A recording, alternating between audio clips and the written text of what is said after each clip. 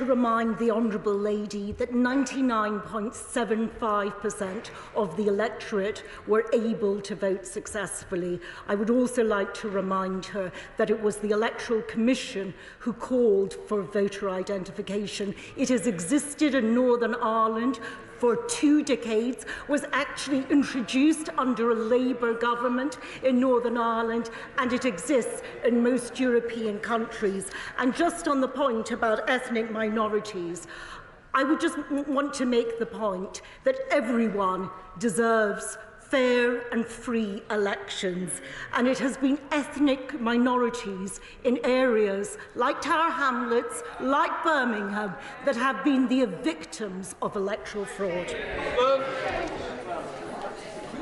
Question 15, Mr. Speaker. Oh, that's me. We're taking action to improve the quality of social housing. The Social Housing Regulation Act, which received royal assent in July, will deliver transformative change across the sector, introducing proactive consumer regulation and rebalancing the relationships between landlords and tenants, ensuring that landlords are properly held to account for their performance.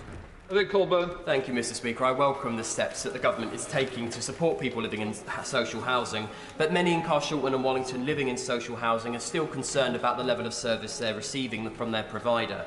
I've received a number of complaints about a number of housing associations, including Lib Dem-run Sutton Council's housing arm, Sutton Housing Partnership, and Metropolitan Thames Valley Housing in Roundshaw. So can my right honourable friend please assure these residents that when things do go wrong, they do have somewhere to go? They absolutely do have somewhere to go, and the excellent Member of Parliament for Carshalton and Wallington, who stands up not just for his constituents but for the most vulnerable in society with clarity and moral authority. And our legislation will make sure that MVTH and indeed Lib Dem-led Sutton Council are held to account for any failures.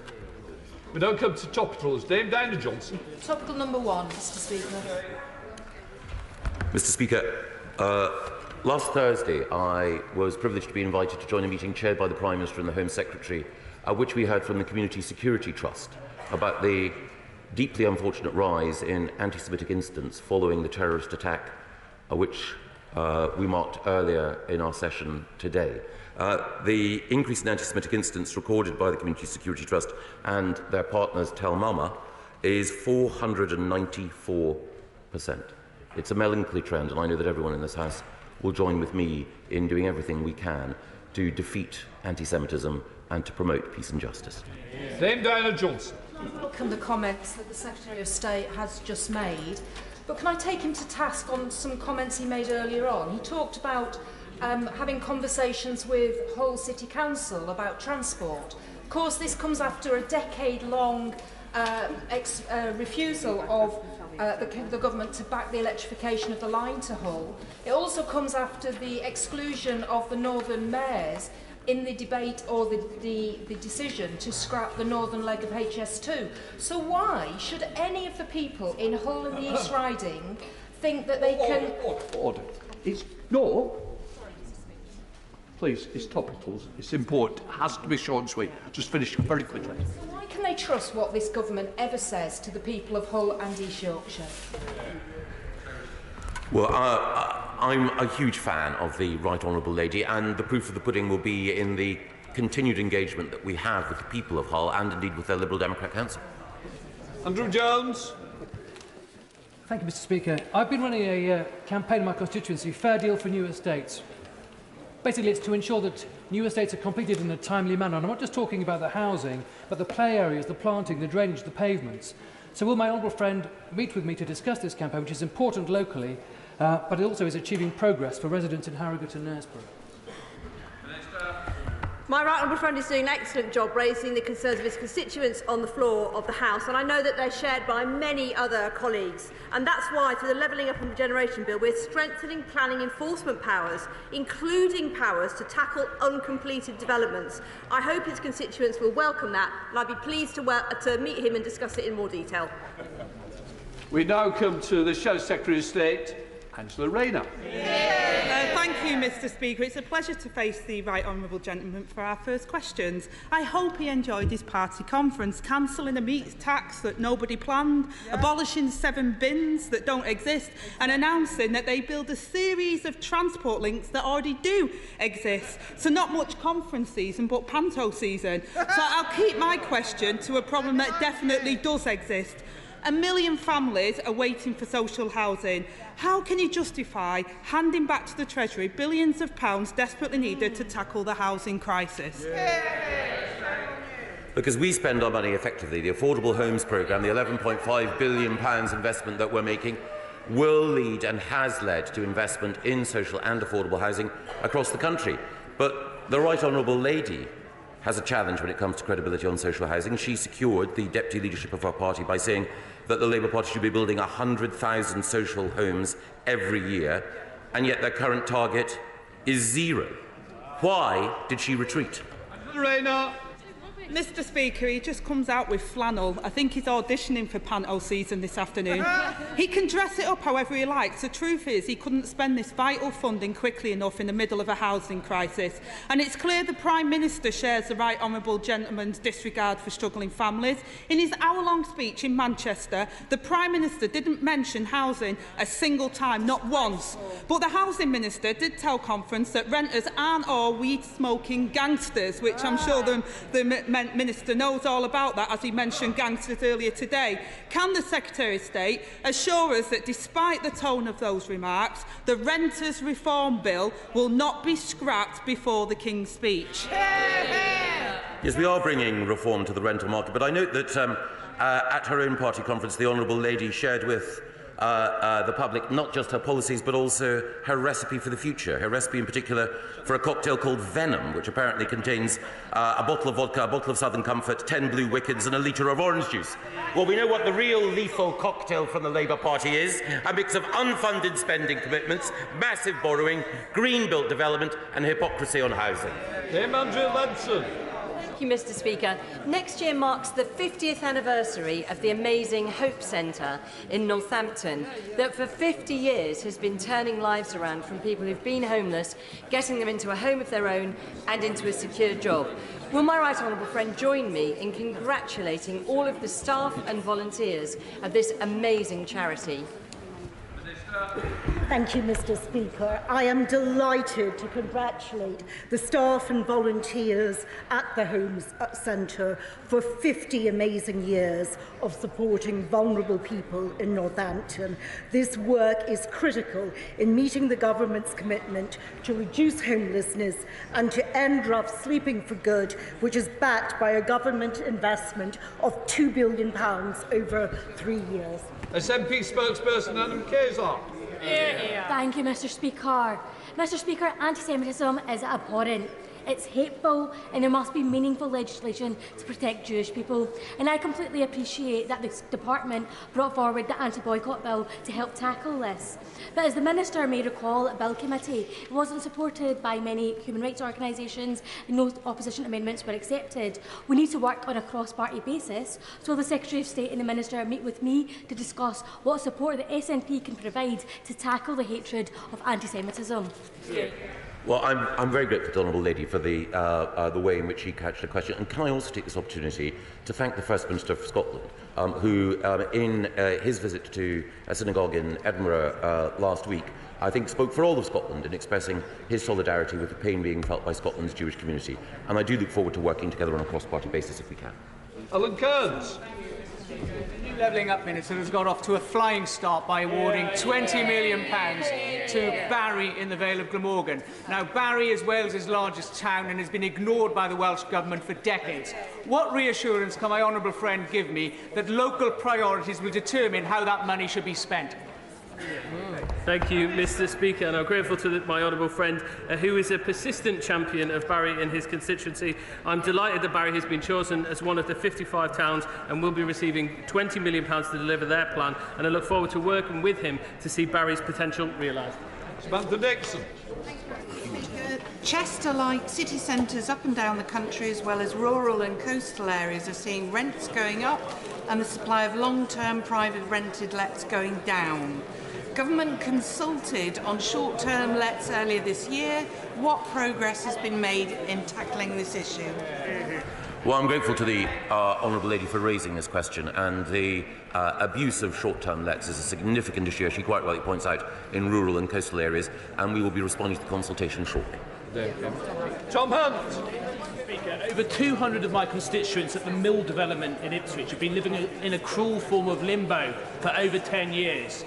The building has deep cladding and structural problems. RSM administrator could run out of money next March and April. My constituents fear they could be turfed out of their homes. What steps have the government taken to support my residents, to give them clarity of their future and come to a lasting settlement that funds the problems in this building and allows them to move on with their lives?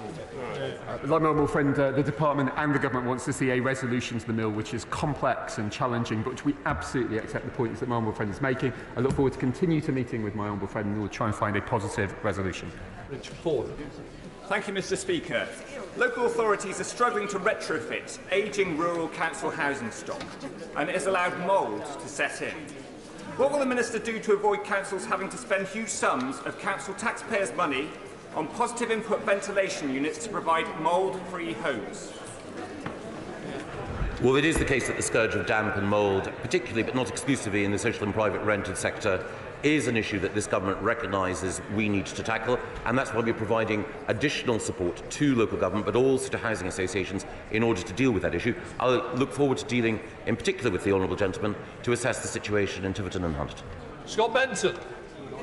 May I thank the Secretary of State for the tremendous support he has already provided to Blackpool, with over £140 million in levelling up monies allocated so far. Is he able to provide an update on the plans for further housing-led regeneration in the Bond Street and Rebel areas of my constituency? Mr. Speaker, and I thank my honourable friend for his question. I fully recognise the importance of supporting Blackpool and places across the country on their ambitions for regeneration. Homes England and my department are continuing to work closely with Blackpool Council to level up the town and improve the quality of housing, and I look forward to my department saying more about these plans in the future. Chris Stevens. Thank you, Mr. Speaker. The Secretary of State, discussing his bill tomorrow, intends to remove reducing child poverty as a levelling up mission. So can I ask him, does he think it's possible to level up without reducing child poverty, or is it just the case the government doesn't care? Hear, hear.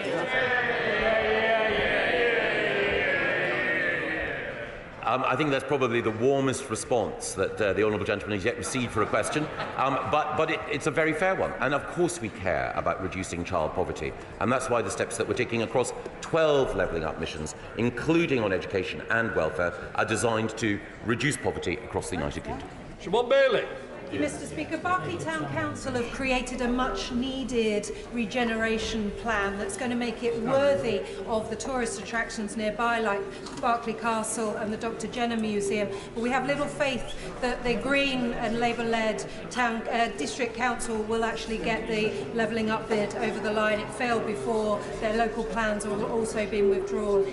Will the Minister meet with me to discuss the issue? Absolutely. Look forward to meeting with her and visiting her constituency. 4,240 London households alone were evicted last year using the no-fault possession grounds that the government first promised to scrap 4 years ago. How many more households will be evicted before the government meets its promise? Well, we are committed to introducing our renters reform bill, which will end Section 21, something that, when Labour were in government, they did not do. Majesty. Mr. Speaker, levelling up is about levelling up all parts of the United Kingdom, north, south, east and west. Areas which did not get levelling up funding in round 1, 2 and the recent announcements like Gillingham Town Centre. Will the Secretary of State visit Gillingham with me and ensure we get our fair share allocation of resources in Gillingham?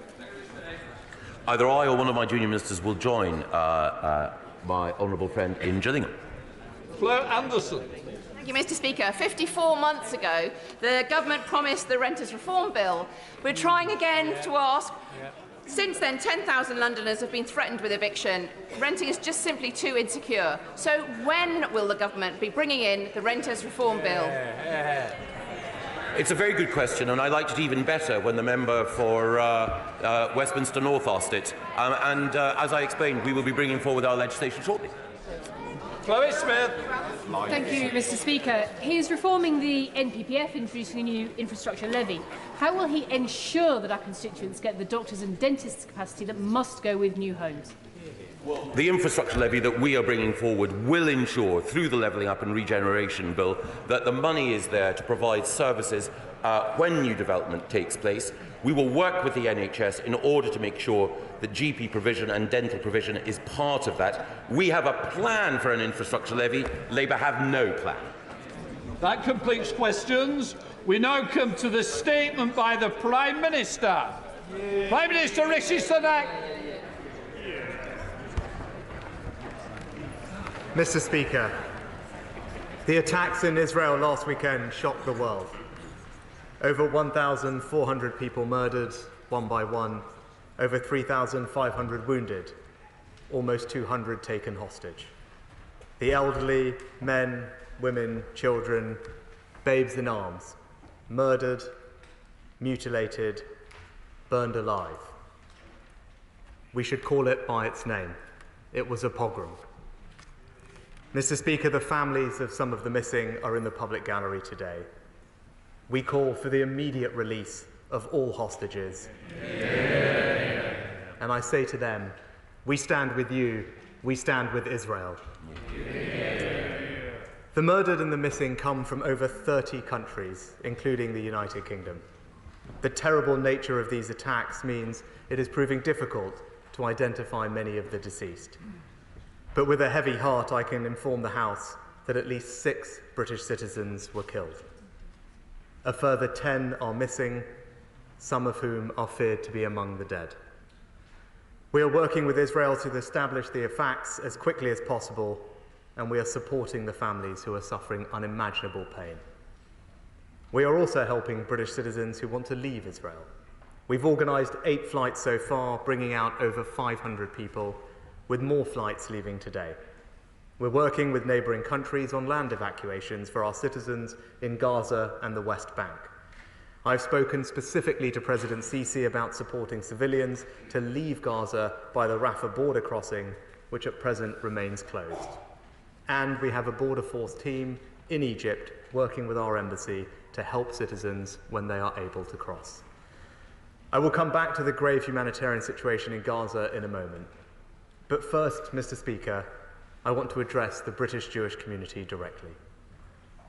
As I said at Finchley United Synagogue last week and at the Jewish school I visited this morning, we stand with you now and always.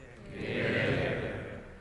This atrocity was an existential strike at the very idea of Israel as a safe homeland for the Jewish people. I understand why it has shaken you to your core. And I am sickened that anti-Semitic incidents have increased since the attack. We are doing everything that we can to protect you. We are providing an additional £3 million for the Community Security Trust to protect schools, synagogues, and other Jewish community buildings. And we are working with the police to ensure that hate crime and the glorification of terror is met with the full force of the law.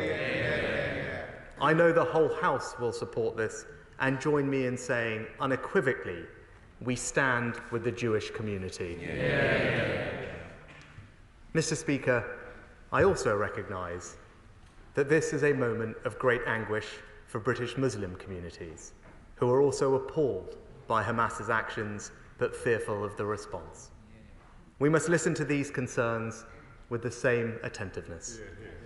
Hamas is using innocent Palestinian people as human shields, with the tragic loss of more than 2,600 Palestinian lives, including many children. We mourn the loss of every innocent life, civilians of every faith, every nationality who have been killed. And so, let's say it plainly, we stand with British Muslim communities too.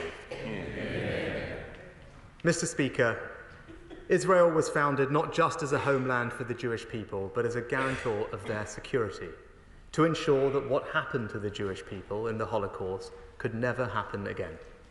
Through its strength and resilience, Israel gradually achieved some of that longed-for security. Despite the strategic threats on their borders, including Hezbollah in the north with Iran at their back. They normalise relations with the UAE and Bahrain through the Abraham Accords and move towards normalising ties with Saudi Arabia, steps that not long ago were thought unthinkable. One reason why this attack is so shocking is that it is a fundamental challenge to any idea of coexistence, which is an essential precursor to peace and stability in the region. Mr. Speaker, the question is, how should we respond? I believe we must support absolutely Israel's right to defend itself, to go after Hamas, take back the hostages, deter further incursions, and strengthen its security for the long term. This must be done in line with international humanitarian law, but also recognizing that they face a vicious enemy that embeds itself behind civilians. As a friend, we will continue to call on Israel to take every possible precaution to avoid harming civilians. I repeat President Biden's words: as democracies, we are stronger and more secure when we act according to the rule of law. Humanity, law, decency, respect for human life. That's what sets us apart from the mindless violence of the terrorist. Mr. Speaker, there are three specific areas where the United Kingdom is helping to shape events. First, we are working to prevent escalation and further threats against Israel. On Friday, RAF surveillance aircraft began patrols to track threats to regional security.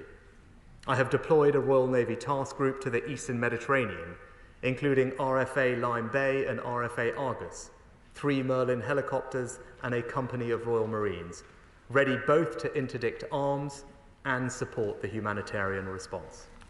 We are bolstering our forces in Cyprus and across the region, and let me be clear, we are not engaging in fighting or an offensive in Gaza, but we are increasing our presence to prevent broader regional instability at this dangerous moment. Second, Mr. Speaker, I'm proud that we are a long-standing and significant provider of humanitarian aid to the Palestinian people. And I can announce today that we are increasing our aid by a third with an additional £10 million of support. An acute humanitarian crisis is unfolding to which we must respond. We must support the Palestinian people because they are victims of Hamas too. Like our allies, we believe that Hamas does not represent the Palestinian people or their legitimate aspirations to live with equal measures of security, freedom, justice, opportunity, and dignity. Hamas simply does not stand for the future that the Palestinians want, and they seek to put the Palestinian people in harm's way. So we must ensure humanitarian support urgently reaches civilians in Gaza. This requires Egypt and Israel to allow in the aid that is so badly needed. We also need to keep the situation in the West Bank in the forefront of our minds at this moment of heightened sensitivity. Earlier today, I spoke to Mahmoud Abbas, the leader of the Palestinian Authority, to express our support for his efforts to provide stability. And third, we will use all the tools of British diplomacy to sustain the prospects of peace and stability in the region. Ultimately, that requires security for Israelis and Palestinians and a two-state solution. So we are increasing our regional engagement. I have spoken with Prime Minister Netanyahu twice in the last week, along with the United States, France, Germany, Italy, and others. My right honourable friend, the Foreign Secretary, was the first to visit Israel after the attacks. I met with His Majesty, the King of Jordan, yesterday, a long-time voice of reason and moderation. And I have spoken today with the leaders of Turkey and previously Egypt, and will speak to others in the coming days. Our partners in the region have asked us to play a role in preventing further escalation. That is what we will do. However hard it is, we need to ask the tough questions about how we can revive the long-term prospects for a two-state solution, for normalization and regional stability, not least because that is precisely what Hamas has been trying to kill. In conclusion, Mr. Speaker, unequivocally backing Israel's right to defend itself, stepping forward with humanitarian support, working to protect civilians from harm, and straining every sinew to keep the flame of peace and stability alive. That is our objective. It is the right approach for the region. It is the right approach for Britain, and I commend this statement to the House. We now come to the Leader of the Opposition, Keir Starmer. I would like to thank the Prime Minister for an advance copy of his statement and for the updates the Government has provided to the Labour front bench over the past few days. Mr. Speaker, last Saturday, Israel was the victim of terrorism on an unimaginable scale. The senseless murder of men, women, children, even babies. The horrors of hostage-taking. Music festivals turned to killing fields. Innocent Jews slaughtered within their own kibbutz. An attack with no cause other than bloodshed. Mr. Speaker, I'm sure that over the last few days, every member of this House has seen images from this crisis that will never be unseen. Tiny bodies wrapped in bundles in Israel and now in Gaza. Mothers and fathers grieving, Israeli, Palestinian, Muslim, Jew. The innocent dead. As in any time of grave crisis, it is crucial that this House speaks with one voice in condemnation of terror, in support for Israel in its time of agony, and for the dignity of all human life. Because, Mr. Speaker, Hamas do not wish to see peace in the Middle East. They just want to see Israel wiped off the map. But Hamas are not the Palestinian people, and the Palestinian people are not Hamas. So Labour stands with Israel. Britain stands with Israel. The attack is ongoing. Terrorists are at large. Hostages are still being held, some of them British citizens. Israel has the right to bring her people home, to defend herself, to keep its people safe. And whilst Hamas has the capability to carry out attacks on Israeli territory, there can be no safety. As Secretary of State Blinken said last week, we democracies distinguish ourselves from terrorists by striving for a different standard, even when it is difficult. He is right. And as the Prime Minister has said, there is an acute humanitarian crisis unfolding. Israel's defence must be conducted in accordance with international law. Civilians must not be targeted. Innocent lives must be protected.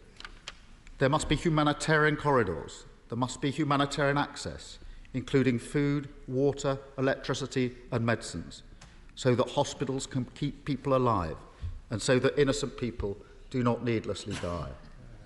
And there must be proper protection for all those who work selflessly, so aid can be delivered to victims. Mr. Speaker, there can be no doubt the responsibility for this crisis lies with Hamas.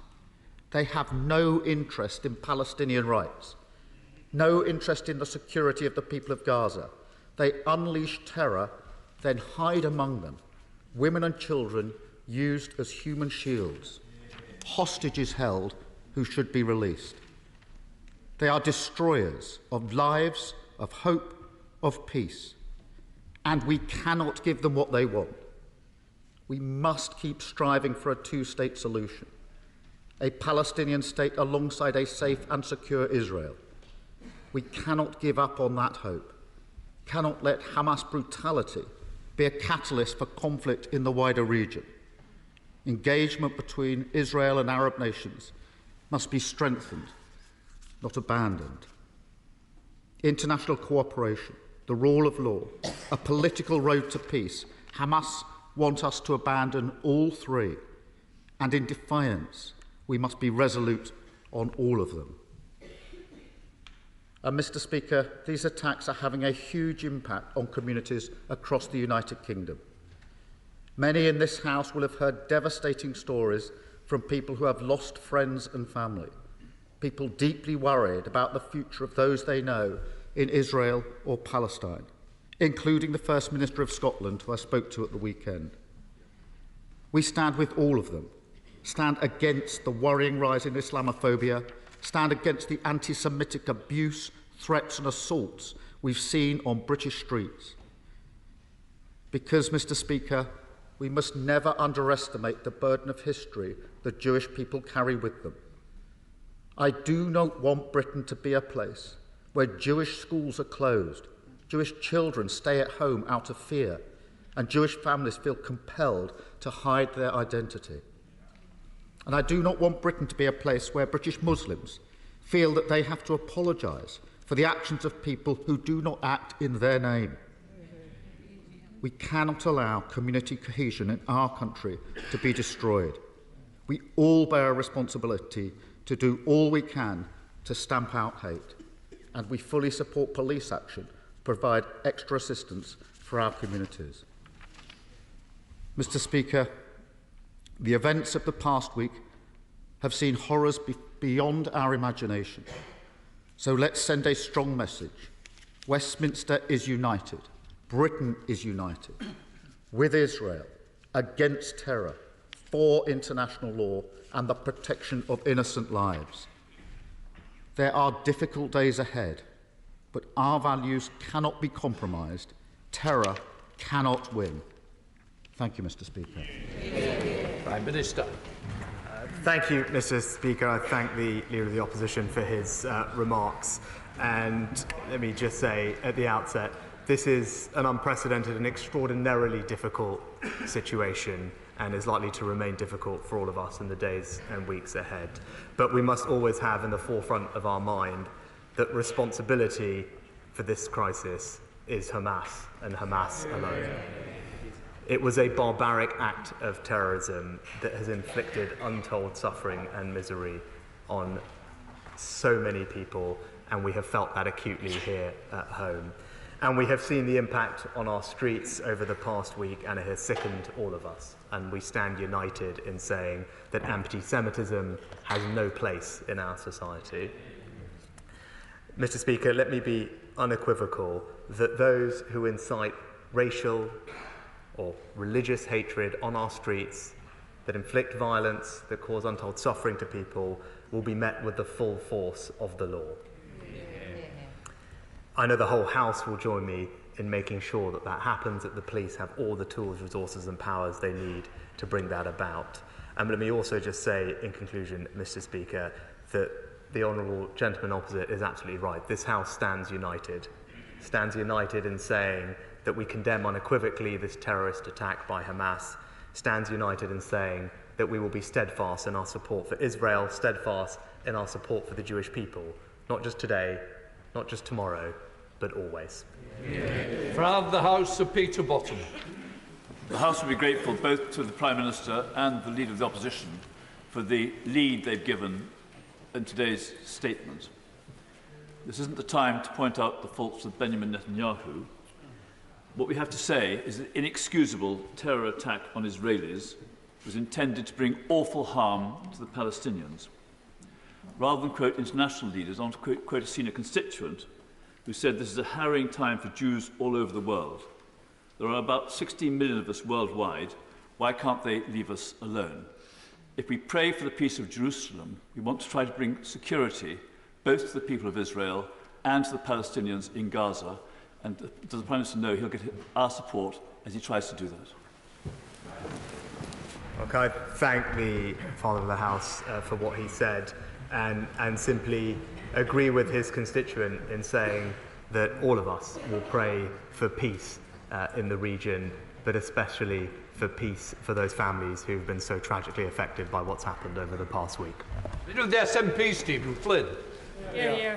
Mr. Speaker, Rabbie Burns once poignantly wrote that man's inhumanity to man makes countless thousands mourn. And it is with those words echoing in all of our hearts that we send our thoughts and our prayers to all of those suffering in the Middle East. The abhorrent terrorist attack by Hamas on the Jewish people and the Israeli state, it was a crime against our common humanity, and it must be condemned unequivocally.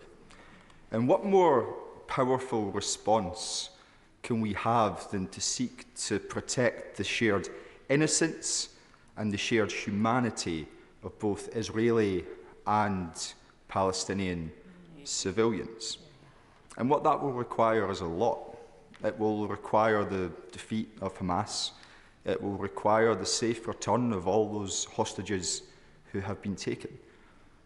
And it will require the opening of humanitarian corridors so that people can escape Gaza and aid get in. It will require medicine and water and electricity for hospitals so that people who are injured can be treated. It will require no collective punishment. In order to make all that happen, it will require international leadership and international diplomacy. On these isles, that responsibility will fall to the UK Prime Minister, and I very much wish him well in making that happen. And right across this chamber, we all need to be very, very conscious that history will judge us on our response, not just to these abhorrent attacks, but to the humanitarian crisis which is undoubtedly unfolding in Gaza. Let us not be on the wrong side of history.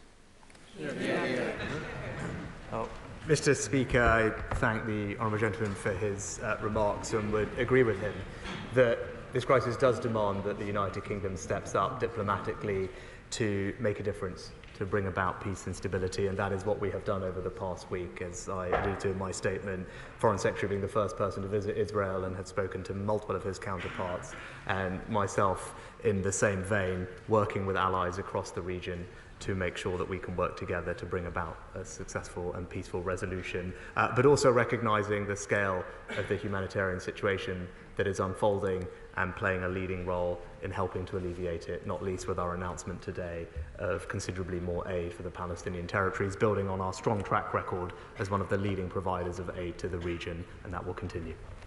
Theresa May. Thank you, Mr. Speaker. The attack on Israel by Hamas terrorists was barbaric. Terrorists must be defeated, whoever they are, wherever they are.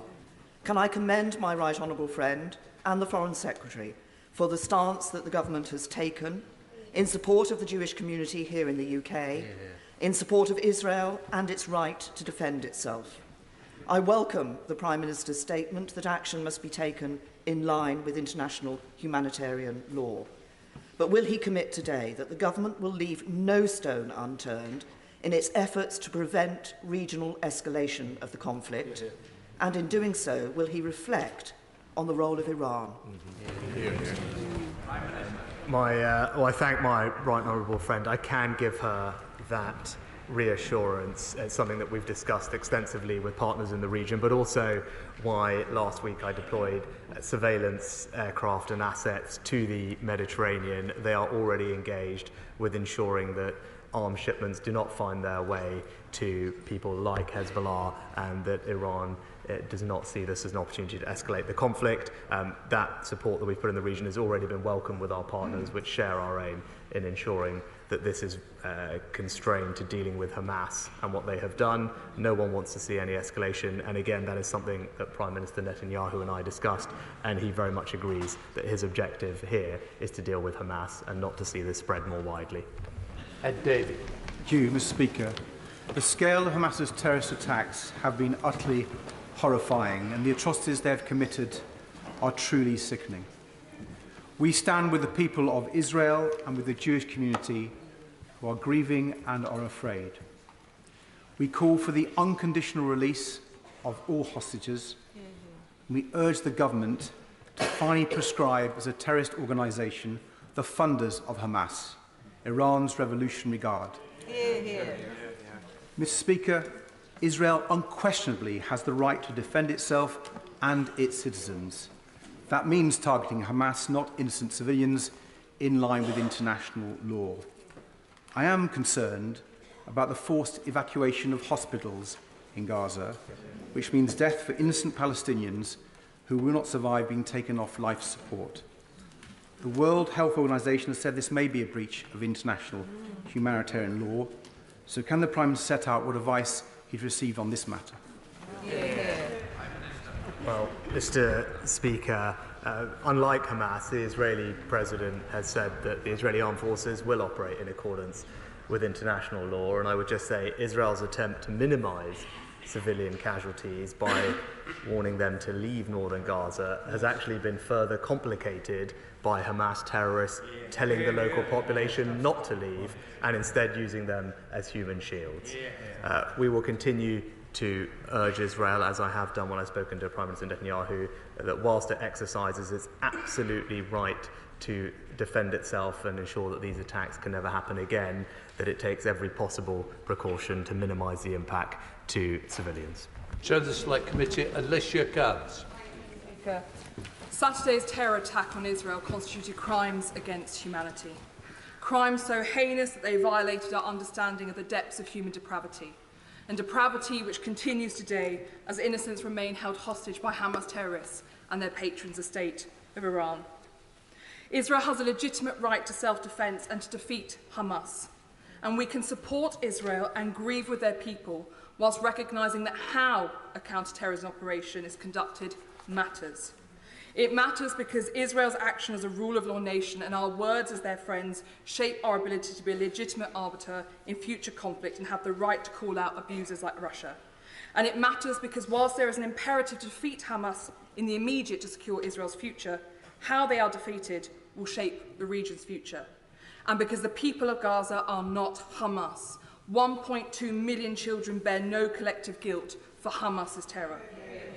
So today, Prime Minister, I repeat my call for the creation of a special envoy for the Middle East peace process. And can my right honourable friend tell the House more about what actions are being taken to prevent loss of life and conflict in the West Bank and East Jerusalem?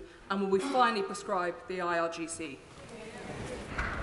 Well, Mr. Speaker, with regard specifically to the West Bank, this is something that I spoke to the President of the Palestinian Authority this morning about, Mahmoud Abbas, but also yesterday to His Majesty the King of Jordan, and we discussed the measures that are necessary, the support that the UK can provide to ensure the strong stability of the West Bank. No one wants to see the situation escalate there. Can I assure my honourable friend that we are in active dialogue with both of those partners to see how we can help bring that stability to the West Bank, and indeed it's something that I also will continue to discuss with Prime Minister Netanyahu. It's important that the West Bank remains calm, and that's what we will help to bring about.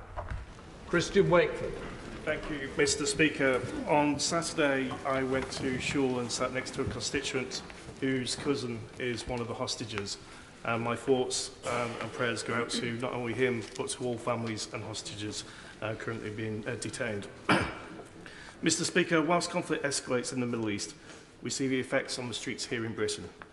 Whilst I welcome the Prime Minister and Leader of the Opposition's stance on standing behind Israel's right to defend itself and the £3 million increase in funding for the Community Security Trust, unfortunately in the last week we've seen around a 500% increase in anti-Semitic incidents, an 850% increase in suspicious behaviours, and even this weekend, glorification of Hamas and genocidal chants on the streets of our cities, in some cases mere feet away from police officers. So will the Prime Minister join me in applauding the efforts of the CST in keeping the Jewish community safe, but also commit to ensuring that anyone found to be preaching this hate speech on our streets faces the full extent of the law? Mr. Speaker, I can give the honourable gentleman that assurance. I met with the CST and police chiefs last week in Downing Street, not just to provide extra funding, but to reiterate that there is zero tolerance in the United Kingdom for anti-Semitism. It is tragic that we have seen a significant increase in incidents over the past week, but those who perpetrate these crimes will be met with the full force of the law. Nadeem Zahali. I want to add my voice to all those who stand with Israel and her inalienable right to defend herself against an unspeakable crime. As someone born in the Middle East, as a father, as a human, it was too painful to watch. Mr. Speaker, Israel has to take the necessary steps to root out this evil virus of fundamentalism and has so clearly infested those in Hamas and, of course, destroy it. And just as we stood together against ISIS, we will stand together again. But my request to my honourable friend is that when this has been done, that the UK can encourage Israel to set out for all to see the positive actions it will take to change the reality in Gaza once and for all. Gaza and the world will need Israel to show her best self after this war. I'll thank my honourable friend for his powerful statement, but also agree with him. We must think about the future, and in spite of this awful tragedy, we can't lose sight of the better future that we all want to strive for. And indeed, my conversations with leaders have already been thinking about that. It's something I raised with the Prime Minister of Israel as well. We all want that better future for the Israeli and Palestinian people, and hopefully out of this tragedy, we will find a way to move closer towards it. Richard Berger. Thank you very much, Mr. Speaker. The massacre of Israeli civilians was a heinous act of terrorism which we all utterly condemn, and the hostages must be released immediately. Mr. Speaker, in the words of the United Nations General Secretary, the horrific acts by Hamas do not justify responding with collective punishment of the Palestinian people. But that is what we're seeing in Gaza. Civilian areas bombed, food, electricity, water, medicines, all cut off. Such collective punishment is a war crime under the Geneva Conventions. So will the Prime Minister take this opportunity to make clear to the Israeli government that this collective punishment of Palestinian civilians must end immediately? Well, Mr. Speaker, I'd say gently to the honourable gentleman that I actually believe that we should support absolutely Israel's right to defend itself and to go after Hamas, and recognising that they face a vicious enemy that embeds itself behind civilians. Now, of course, Israel will act within international humanitarian law, and as a friend, we will continue to call on Israel to take every precaution in avoiding harming citizens, but we must acknowledge always the responsibility for what is happening here is Hamas, and Hamas alone. Stephen Crabb. Thank you. And, Mr. Speaker, can I thank you for the step you took at the beginning of last week in lighting up this palace in the colours of blue and white as an act of solidarity with the Israeli victims of Hamas terrorism. I know it was appreciated by those British families who are mourning loved ones who were slain in that action, and also by families who are living with unimaginable fear right now because they have family members taken hostage in Gaza, and some of those family members are with us in the gallery this afternoon. Does the Prime Minister agree with me that after the acts of barbarism by Hamas, there is no going back to the situation as it was before, when right under the noses of the international community, Hamas were allowed to rearm time and again, were allowed to misappropriate aid into terrorist infrastructure, building those tunnels, amassing armaments, hiding them behind civilian families? And does he agree with me that the international community must make a stand and not allow the Gaza Strip to go back to becoming a terrorist statelet? Can I first of all thank my honourable friend for everything he does to support the Jewish community here and overseas, and I agree with him. No country can or would tolerate the slaughter of its citizens and simply return to the conditions that allow that to take place. Israel has the right, indeed the obligation, to defend itself and to ensure that this never happens again. Charlotte Littles. Thank you, Mr. Speaker. No stone can remain unturned in finding a political solution. Not my words, but the words of the Israeli and Arab Mothers Collective, Women Wage Peace, echoed in recent days by survivors from Kibbutz Be'eri, family of those murdered at Nativ HaSarah, organisations like B'Tselem, Omdim Ben Yachad, and thousands of peace activists and ordinary Israelis desperately praying for the cycle of violence to end and a lasting peace to be secured.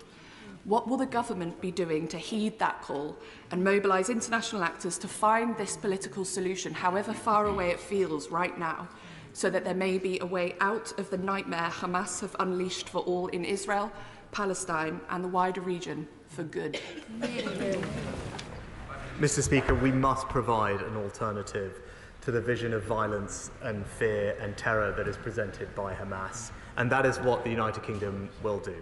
Standing with Israel, but also working together with its people and our allies across the region, all of those who remain committed to a vision of a more peaceful, more integrated, more secure and more prosperous Middle East. That's what we will work towards. Crispin Blunt. Thank you, Mr. Speaker. Can I welcome my right honourable friend's statement, and in particular his urging of the State of Israel to act in line with international humanitarian law, and particularly welcome his call for Israel to take every precaution to avoid harming the civilians. Can I also ask my right honourable friend to press upon our Israeli friends the principles of distinction and proportionality in their action, and to avoid any sense in which it looks like a collective punishment is being meted out to the Palestinians in Gaza, as well as ensuring that we do nothing that is going to leave the democracies worse off at the end of this, and not in line with the principles that all of us would wish to hold. Well, I thank my honourable friend, and as I said, we support Israel's right to defend itself, but as a friend we will continue to call on Israel to take every precaution to avoid harming civilians. This is something I specifically discussed with Prime Minister Netanyahu, and we will continue to do so. Abdul Khan. A 6-year-old Palestinian child was murdered in Chicago because of his Muslim faith and as a response to the war between Israel and Hamas. In the last week, we have seen a sharp rise in Islamophobia rhetoric and the dehumanization of Palestinians, and tragically, yesterday we saw the consequences of this in the murder of this little boy. Will the Prime Minister review his statements about the conflict and ensure he does not add to the further vilification of Palestinians and Muslims when condemning the actions of Hamas?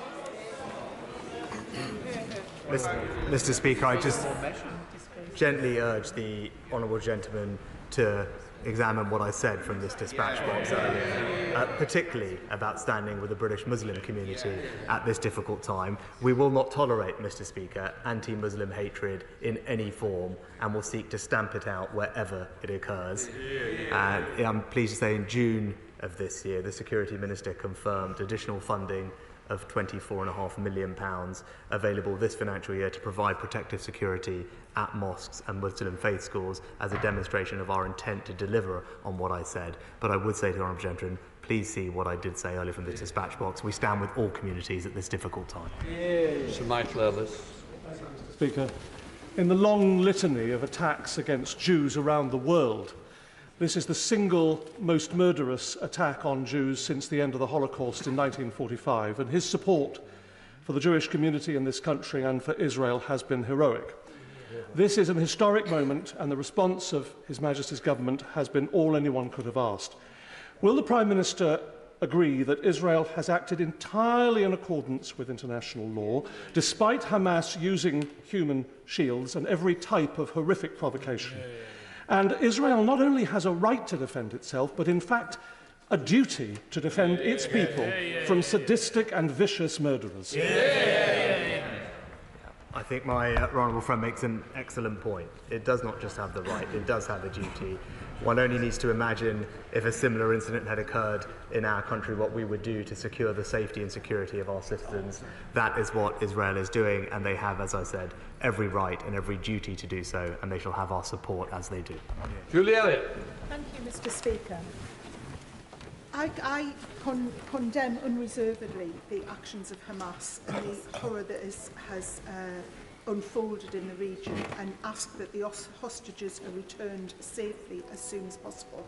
However, the reality of the evacuation order on the ground, speaking to aid workers based in Gaza, is that people cannot get out. People who are ill, frail, in hospital, or just getting old cannot get out. And actually, this morning I've spoken to aid workers where people are returning from southern Gaza to northern Gaza because they have no water, there's nowhere to go, they can't escape. Can I ask the Prime Minister to urge the Israeli government to bear in mind the reality of ordinary Palestinian people living in the nightmare that is unfolding around them through no fault of their own?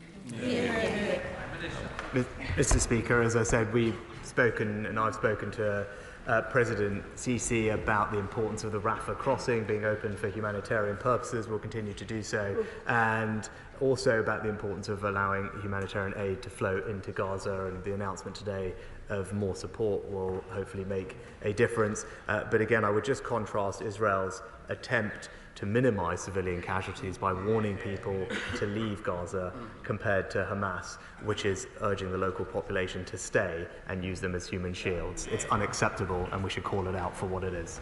Andrew Percy.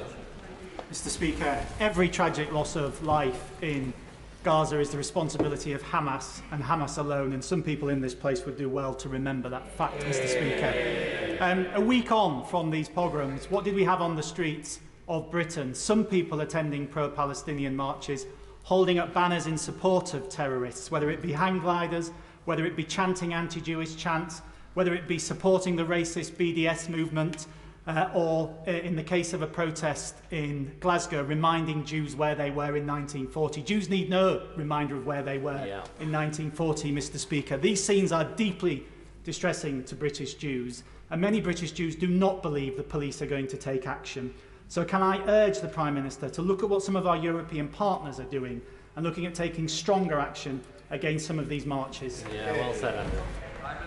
Well, Mr. Speaker, can I thank my honourable friend for everything he does to support the Jewish community in our country, and let me join with him in saying these acts are appalling, and I want to make sure that we provide security and release and relieve that anxiety to the Jewish community here in the United Kingdom, which is why I took steps very quickly last week to provide that reassurance. And I am clear, where people incite racial or religious hatred, or where people's conduct is threatening, abusive or disorderly, or causes distress to others, we expect the police to take action, and that those committing those crimes should face the full force of the law.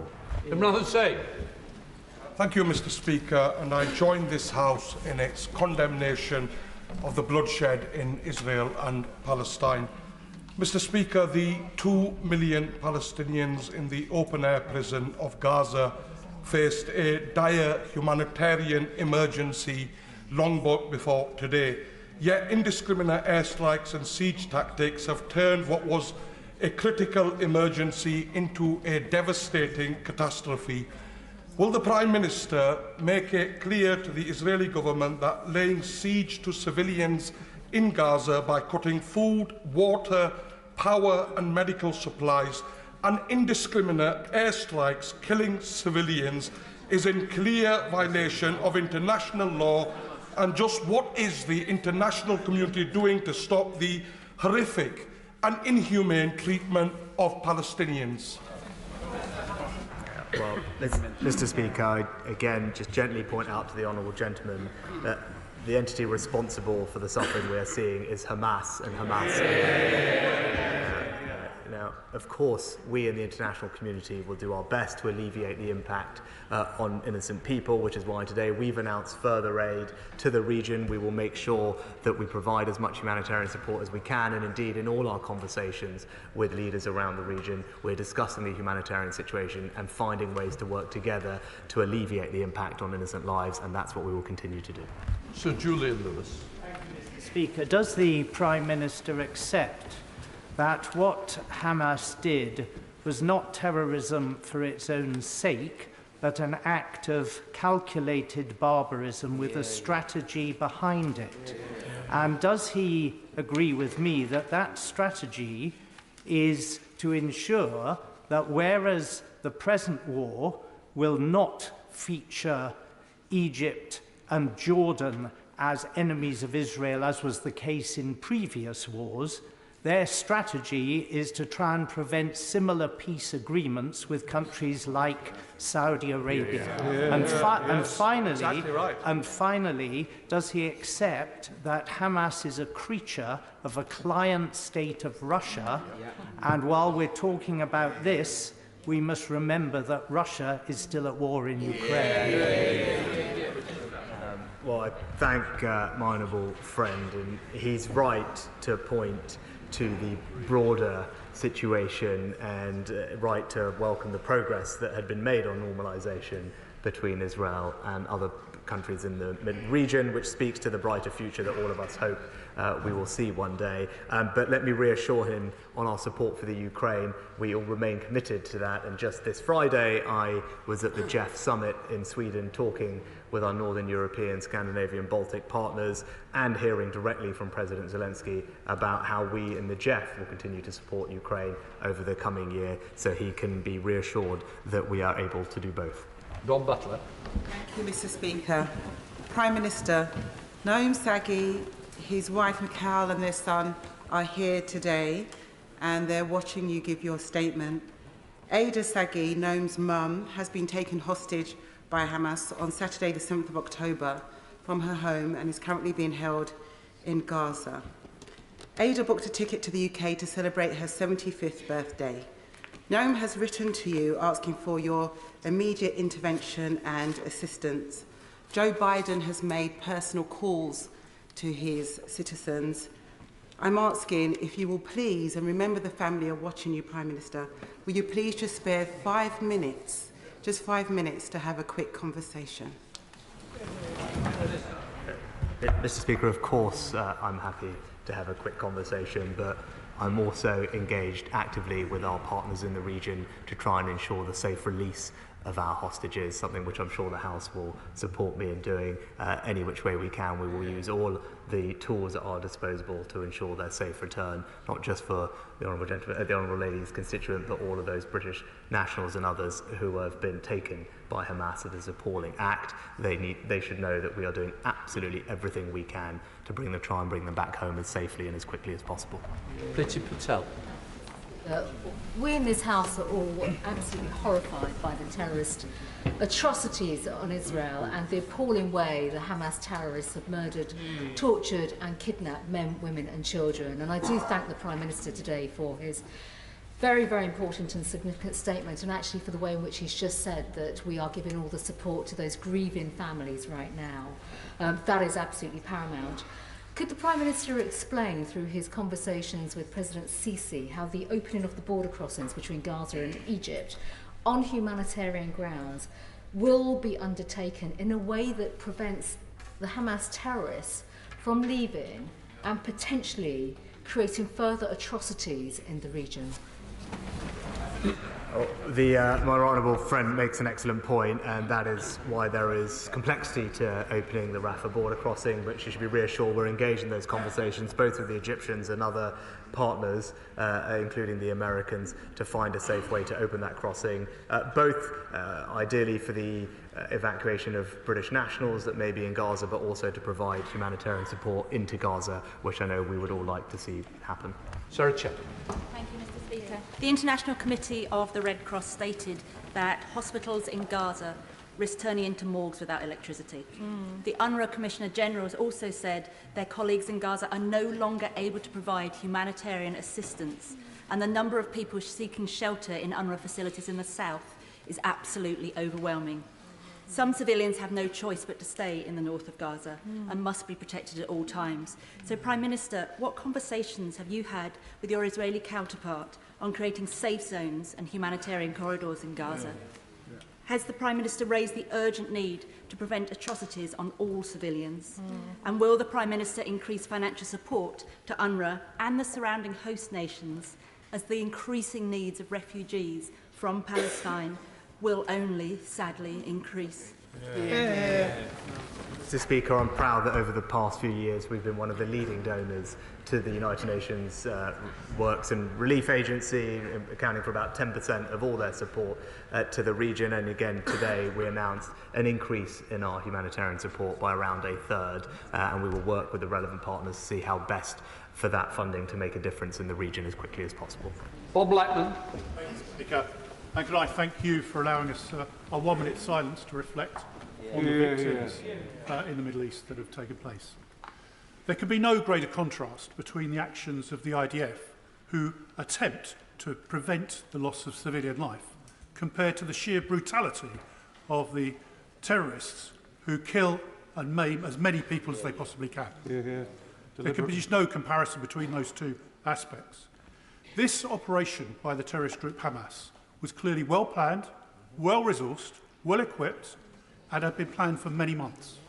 It is beyond belief that the Iranian Revolutionary Guard Corps, who fund and support Hamas, were not behind this whole operation.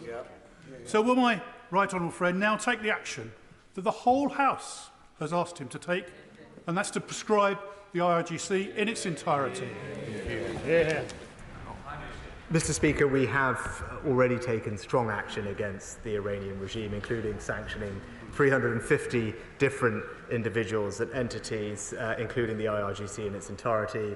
And furthermore, the National Security Act implements new measures to protect the British public, including new offences for espionage, foreign interference, and tougher powers to arrest and detain people suspected of involvement in state threats. As the House knows, the government has a long-standing policy of not commenting on whether specific organisations are being considered for prescription, and our approach, as currently stated, is completely aligned with that of our allies. Samuel Wilson. The Israeli government has the right, indeed the duty, to protect its civilians against these bloody terrorist attacks, and we wish the Prime Minister well in his advice and his guidance to the Israeli government to achieve the aims which they need to achieve in protecting their citizens. The Prime Minister's statement indicated that we would not tolerate the glorification of terror, and it will be met by the full force of the law. We therefore join my condemnation of the Irish language school in West Belfast, where the students had pro-Palestinian demonstrations this week. They were facilitated within the school, and would you agree with me that schools should be places where pupils are taught it's morally wrong to support terrorism and they should not facilitate such demonstrations? Well, I thank the honourable gentleman for his remarks. Without obviously knowing the details of the incident he describes, of course it's right that schools should not be a place where this malicious activity is happening.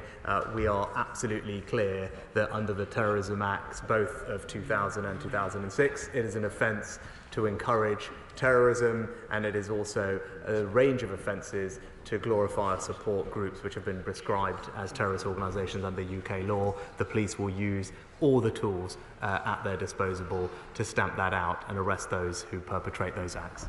Colin Burns. Thank you, Mr. Speaker. One of the many things that Bournemouth is known for, Mr. Speaker, is its large Jewish community. Indeed, our first citizen and Mayor Councillor Anne Filer is herself Jewish. Those people in my constituency will have heard and drawn comfort from the calm and measured words, not just of the Prime Minister, but of the Right Honourable Gentleman, the Leader of the Opposition, this afternoon. What we have seen is not just an attack on the territorial integrity of Israel. What we have seen is an attack on Jews and those of the Jewish faith. Will my right honourable friend join everyone else of goodwill in this House to make clear, not just this week, last week, this month, next month, but always that anti-Semitism has no place in our society? I agree with my right honourable friend. What this was an attack on Jews, and we should call it out for what it was. That's what Hamas believes, that's what Hamas has tried to do, and they will meet firm resistance from us, and we will not tolerate anti-Semitism in any form on our streets, not just today, not just tomorrow, but always. Taureen Kelly. Taureen Kelly. Thank you, Mr. Speaker.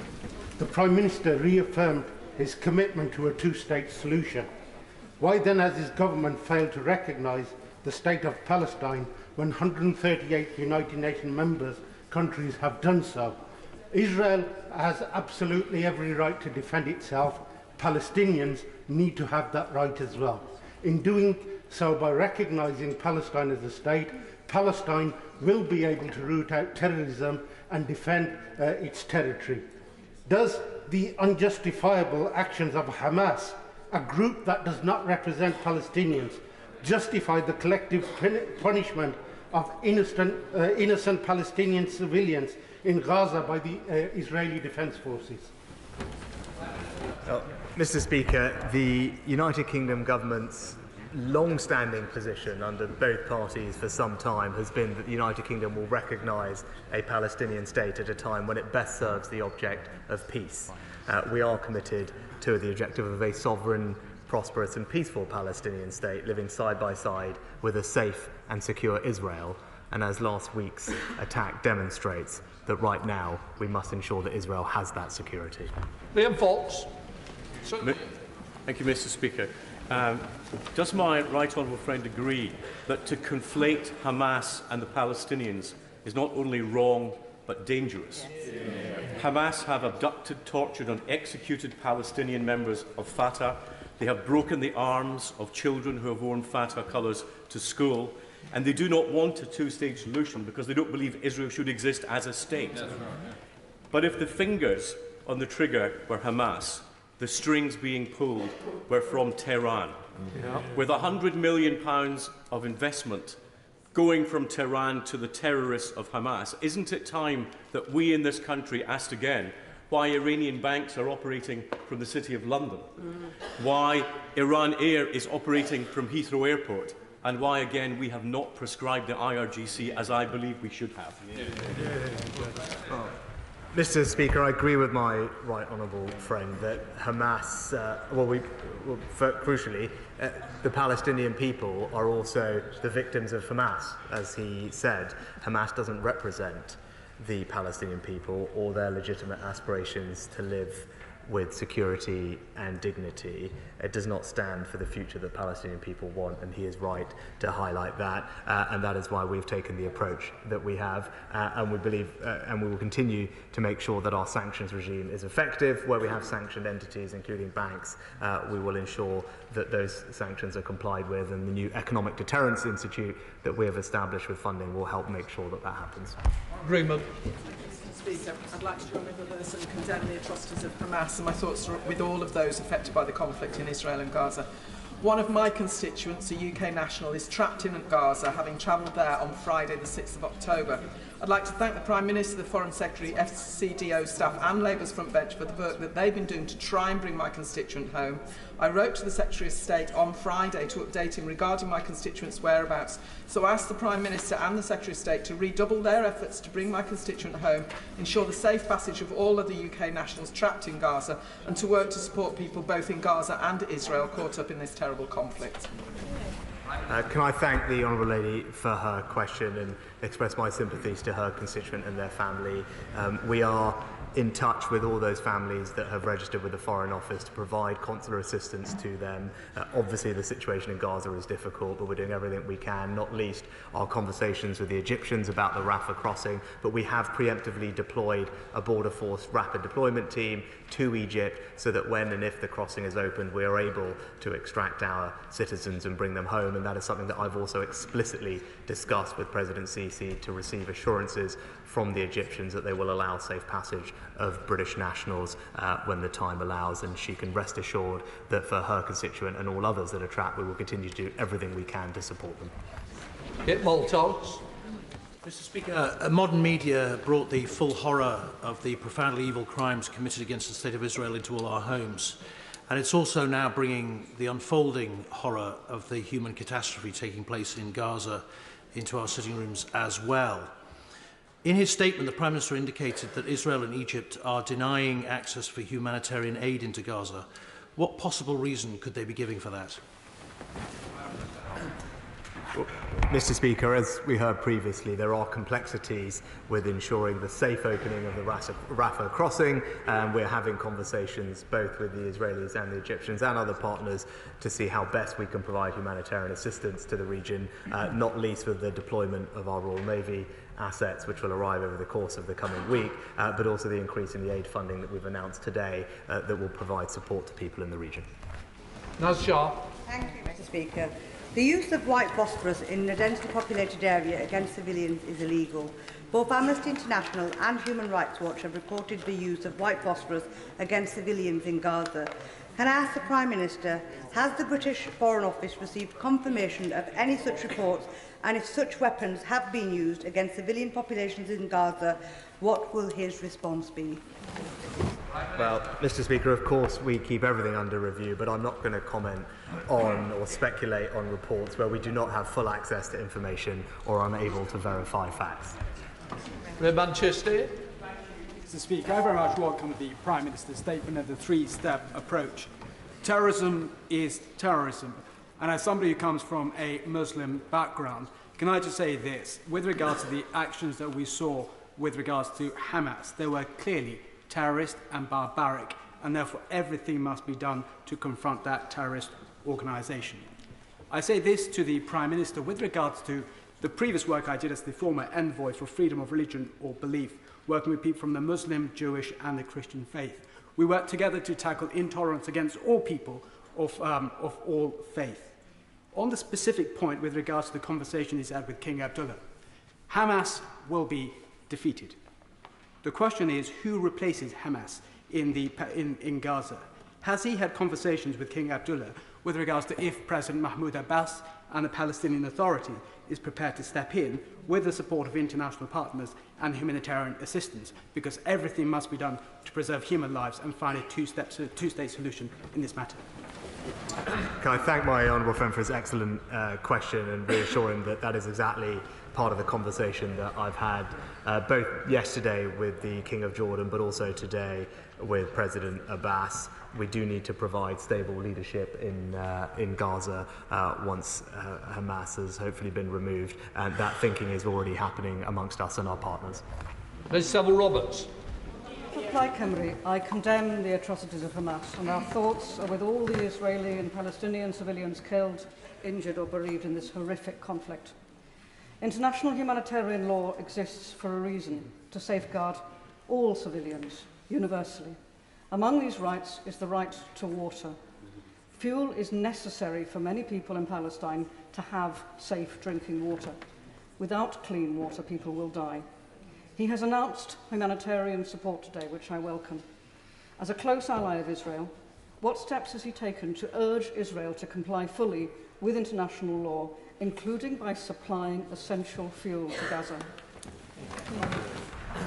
Mr. Speaker, as I said previously, as a friend, we will continue to call on Israel to take every precaution to avoid harming civilians, and we will continue to do everything we can to provide humanitarian support to those affected.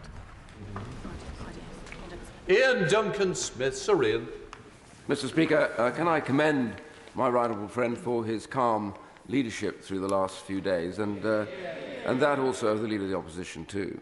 Can I just say that some people forget that the reason we defend Israel's right to exist and its security is that 6 million Jews were murdered by a perverted ideology, and we must never return to that again. That's why we stand with Israel in its time of absolute need.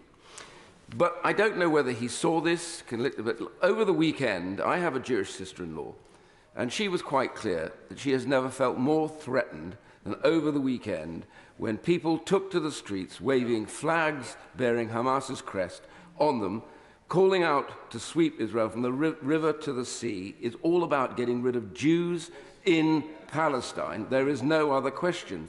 So we really have to be very clear that we have to protect these Jewish people here who are British citizens, and we must stamp out anti-Semitism. And I therefore ask my right honourable friend whether now we'll redouble our efforts to make sure that if ever that happens again, those people bearing those flags, hurling that abuse, will be arrested and prosecuted with the full strength of the law. Well, I thank my honourable friend for his excellent contribution, and he is right. There is no place for demonstrations, convoys, or flag waving on British streets that glorifies terrorism or harasses the Jewish community.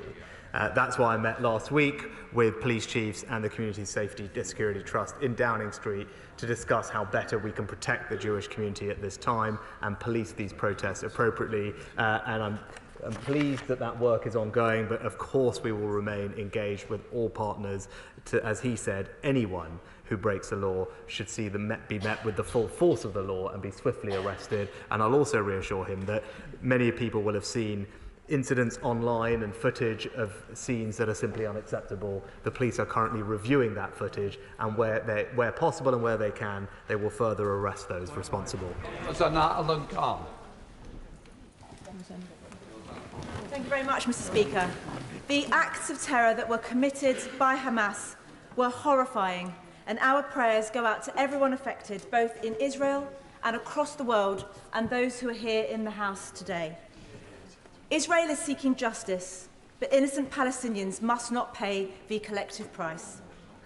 I urge the Prime Minister to seek guarantees from the Israeli government on 4 crucial points. Firstly, that incendiary weapons will not be used in civilian areas. Second, that hospitals and medics will not be targeted. Third, that food, water and electricity supplies must be immediately restored. And finally, we must not see military occupation and annexation of Gazan land. Mr. Speaker, I'm confident that the Prime Minister of Israel does not want to see any regional escalation beyond dealing with Hamas, and as a friend we will continue to call on Israel to take every precaution to avoid harming civilians.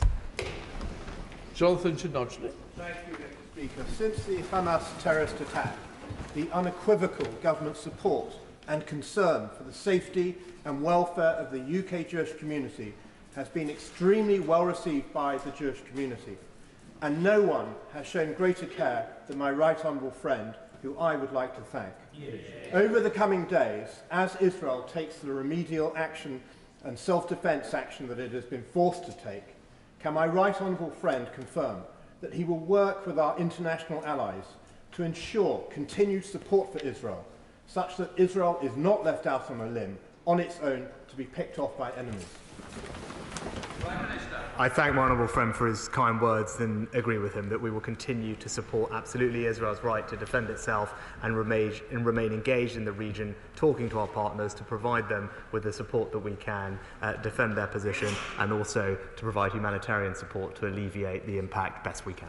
Commissioner Raleigh. Thank you, Mr. Speaker. My thoughts and prayers are with all the families who are grieving following the horrific terrorist attacks by Hamas, which I condemn unreservedly. These atrocities were committed by terrorists who do not seek peace and have set back the just cause of Palestinian freedom and statehood, which I have long supported, along with many across this House. Over 1 million Palestinians in Gaza have been told to flee, highlighting the scale of the impending humanitarian disaster, which will only inflame tension in the region. There are grave concerns about escalation of this conflict in the wider region. Can the Prime Minister tell the House what particular steps our government is taking to help de-escalate the conflict, which runs the risk of turning this into a wider regional conflict, drawing in Lebanon and Iran? Well, both the Foreign Secretary and I are speaking extensively to all our partners in the region to urge everybody to put pressure on those who would seek to take advantage of the situation not to. And we have deployed, as I said, surveillance aircraft to the Mediterranean, not least to ensure that Hezbollah is not in receipt of extra arms shipments, because that would be something that would be damaging to regional stability, and we'll continue to make sure that that doesn't happen. Matthew Wofford. 2013, I took a group of school children from the Bet Shidda Primary School in Edgware to the Hanukkah party at number 10. A leading voice of the choir was Nathaniel Young, one of the first people to be killed in the terrorist attack in Israel. Can the Prime Minister advise the House what actions have been taken to the bereaved families and also the families of the 17 hostages who remain in Gaza, and what consular support will that entail? Well, I express again my sympathies to all those families who have been impacted by the appalling situation in Israel and this terrorist attack. I was in Nathaniel's constituency, my honourable friend's constituency this morning, and seeing firsthand the impact that this was having on the community there. And can I assure my honourable friend that the Foreign Office are providing extensive consular support to all those families that are impacted, and we will continue to do so throughout this crisis. Adam Kesa. Mr. Speaker, I refer members to my register of interests. I wish to put on the record my utter condemnation of the Hamas attacks. Israeli hostages must be released. Over the last week, we've all seen horrific images of innocent Israelis and Palestinians on our screens. It's been awful. And what struck me is a quote that I've seen from an aid worker in Gaza Medical Aid for Palestinians, Mahmoud Shalabi, has said, "I've seen kids write their names on their palms because when they die, they want people to know who they are. That's because in Gaza, families are being wiped out." Across the globe, there's been collective outcry for the people of Gaza, most of whom, as the Prime Minister has said, have nothing to do with Hamas. Has the Prime Minister pledged funding or support for the safety of children and their access to healthcare and hospitals? And what is the Prime Minister doing to facilitate the opening of the border for aid? Humanitarian access is so important, and so foreign nationals can leave Gaza.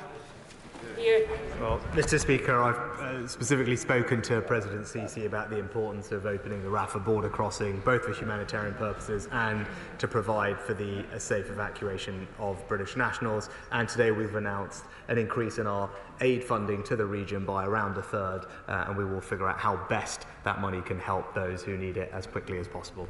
Sir William Cash.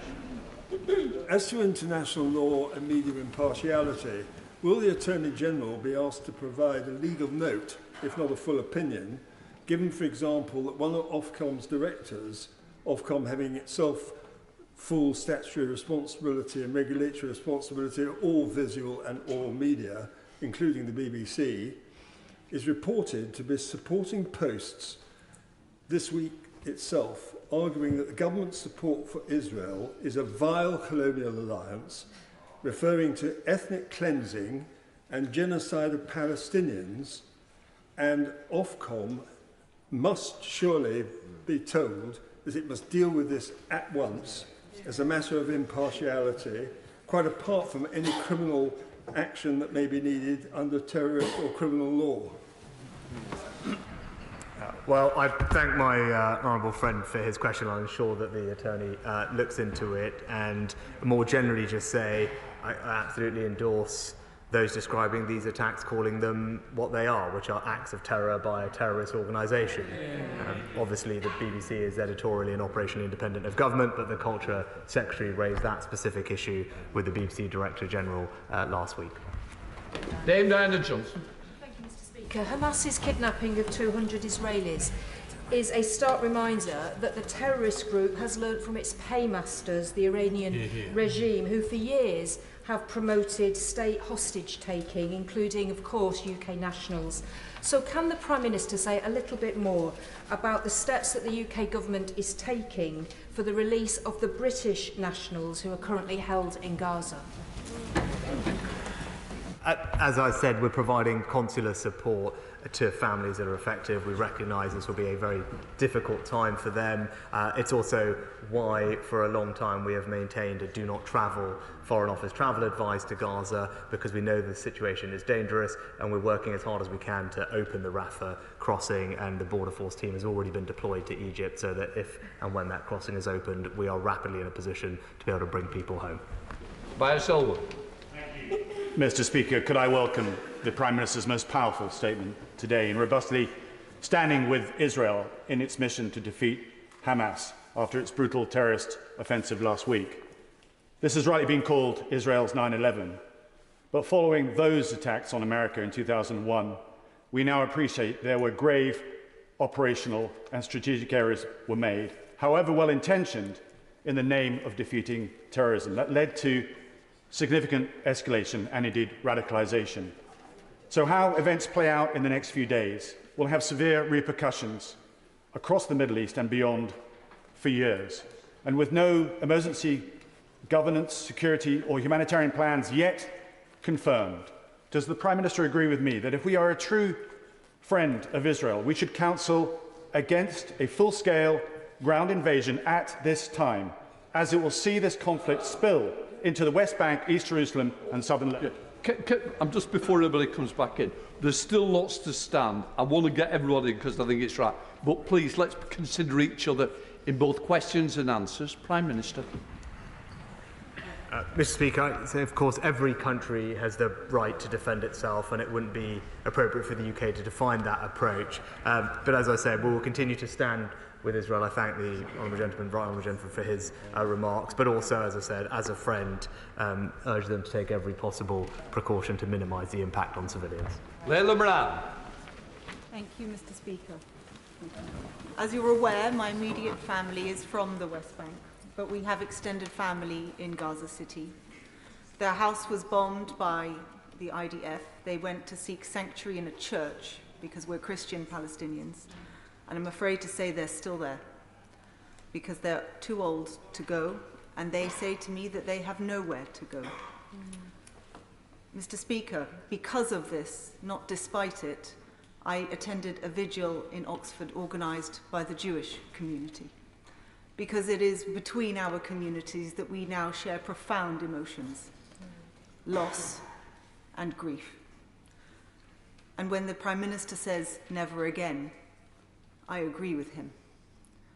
So will he give his assurance that it will be never again?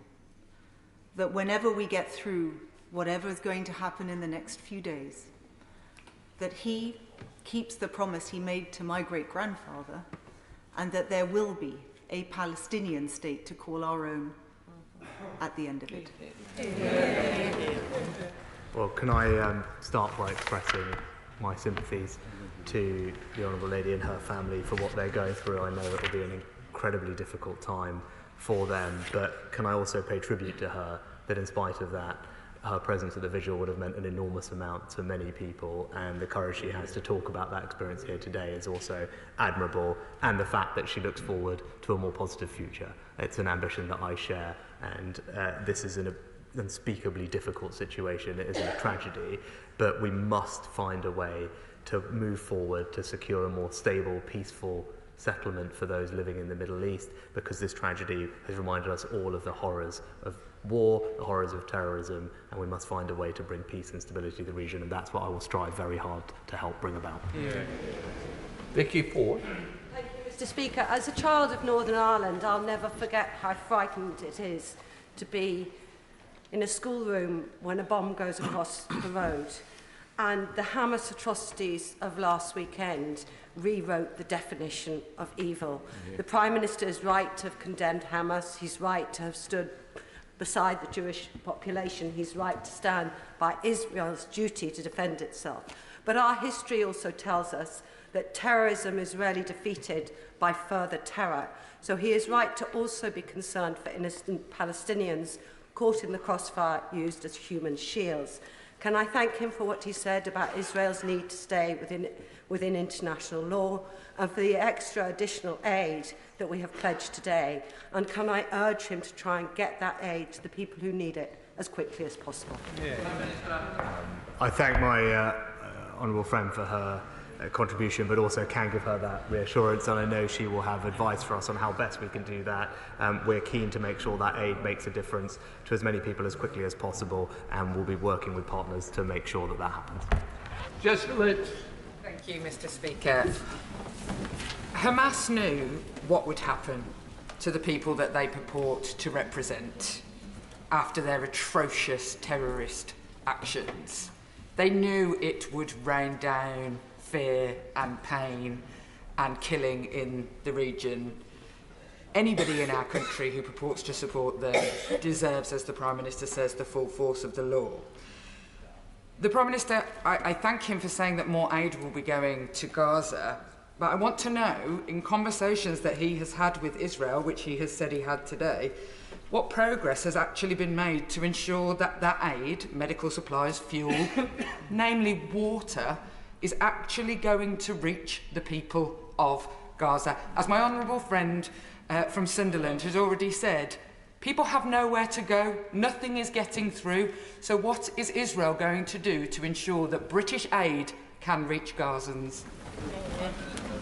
Well, Mr. Speaker, it's also important that Egypt is involved in that conversation because of the Rafah crossing being one of the primary routes for aid to reach into Gaza, and that's why we've spoken specifically with President Sisi about that, and we'll continue to talk with him and other regional allies to find ways to bring humanitarian aid to the region as quickly as possible.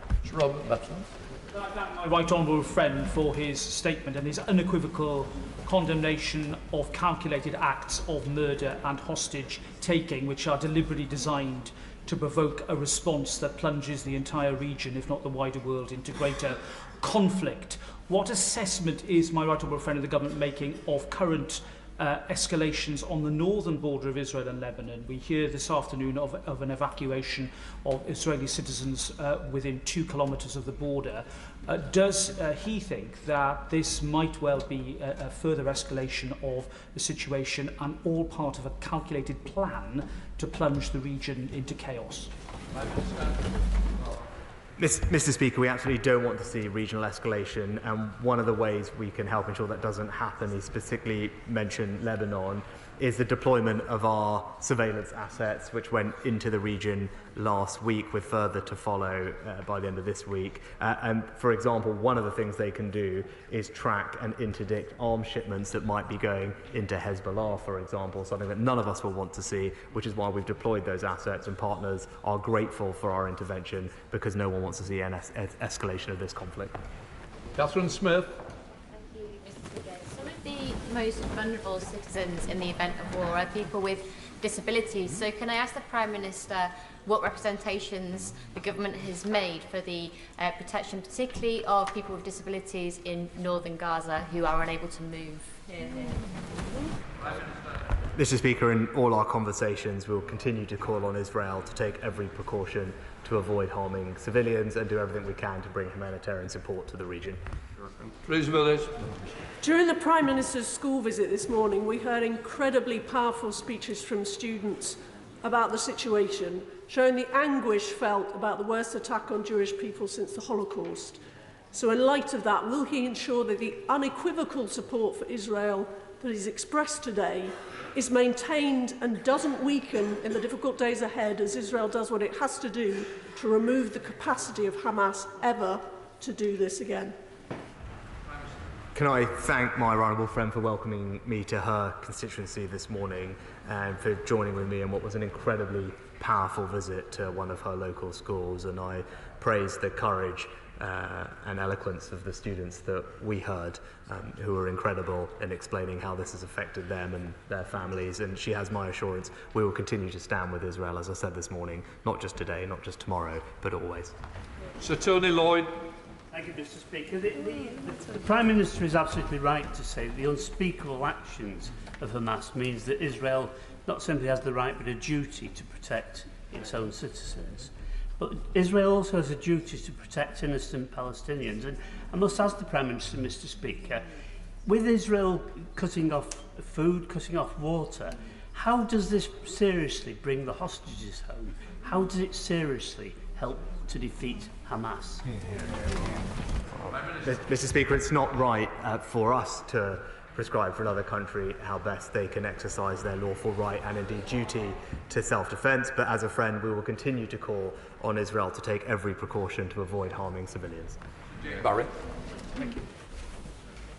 Thank you, Mr. Speaker. On Saturday in Roppenstall I met with representatives of both British Muslim and the British Palestinian community from East Lancashire.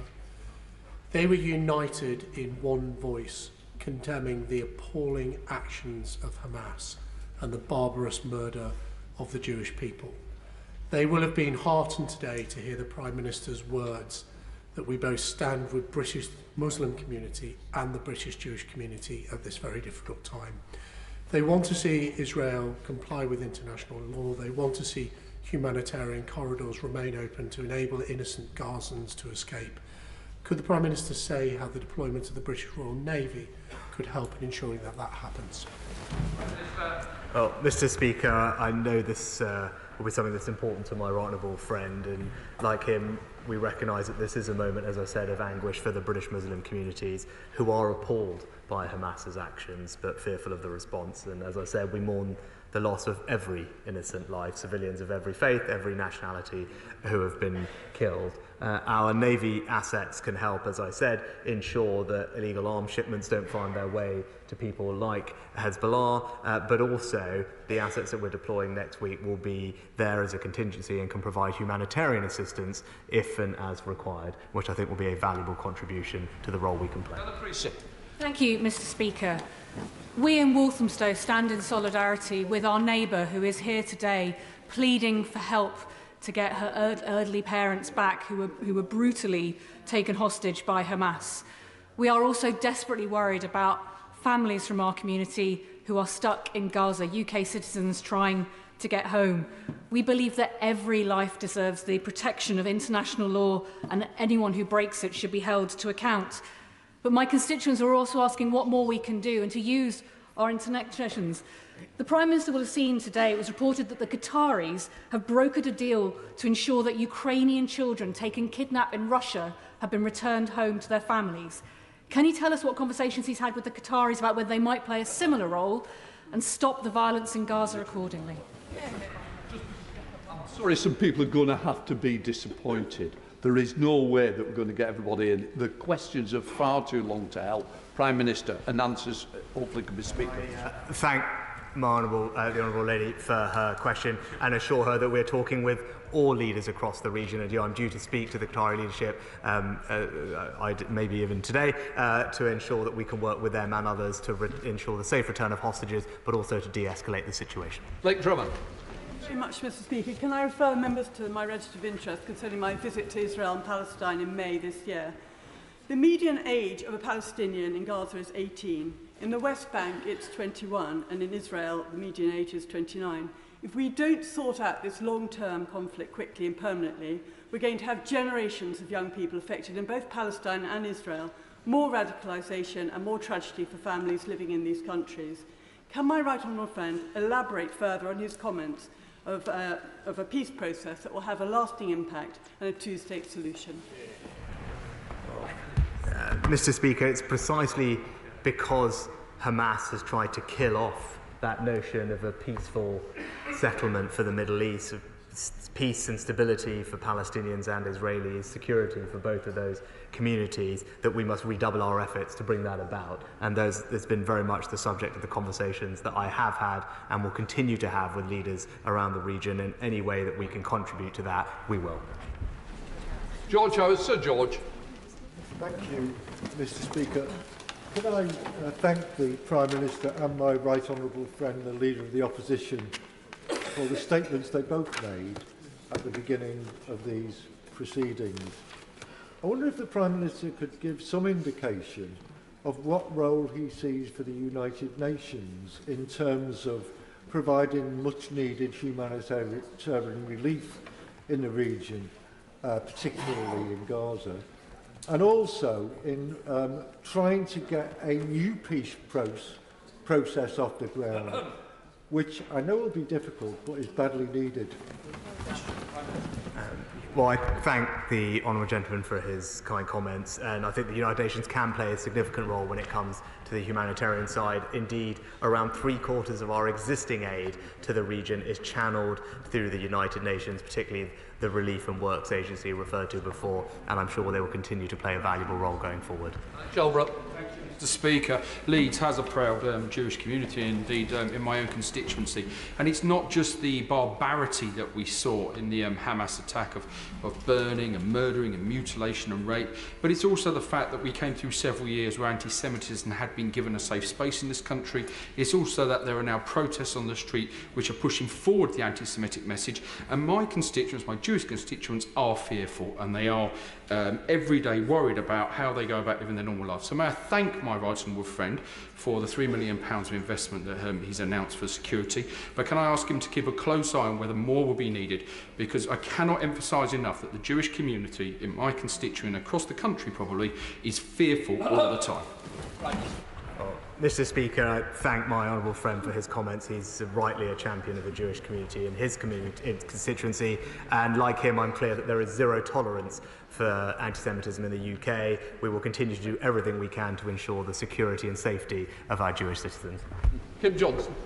Thank you, Mr. Speaker. I stand with this House in condemnation of Hamas's appalling killing of innocent Israeli civilians and call on the immediate safe return of all the hostages. But, Mr. Speaker, I'm very concerned with the increasing numbers of deaths of innocent Palestinians. The forced mass displacement of Gazans are leading to a massive humanitarian crisis. So can the Prime Minister explain what the government are doing to prevent this, and has he demanded immediate ceasefire to end collective punishment of civilians? No, well, Mr. Speaker, I actually believe we must support, absolutely, Israel's right to defend itself and to ensure that attacks like this can't happen again. But as a friend, we will continue to call on Israel to take every precaution to avoid harming civilians, and we will provide humanitarian support. Henry Smith. I was contacted by a constituent who was deeply disturbed on visiting London on Saturday at pro-Hamas chants that were being shouted about the destruction of national monuments, about the fact that the main stage for the protest was right next to the cenotaph, and media reports of somebody with the Union Jack being detained and led away. What representations are going to be made to the Mayor of London and the Metropolitan Police so that future protests are appropriately policed? Hear, hear. Well, Mr. Speaker, we have ensured that the police have the tools, powers and guidance that they need to police these protests appropriately. Obviously, this is a difficult situation. I'm thankful to them for what they did over the weekend. They've made, I think, over 20 arrests. And as I said, they're currently reviewing footage of some of the things that we've seen after the fact, and where they can, they will make further arrests. But we are clear. People may be free to express their views, but where they are inciting racial or religious hatred, that is against the law, and they will meet the full force of the law as a result. I'm going to finish at 5:30, so let's help each other. Sir Owen. Mr. Speaker, the Archbishop of Canterbury over the weekend said the price of evil cannot be paid by the innocent. And yet, in Gaza, Palestinians have had no access to food or water or electricity for over a week.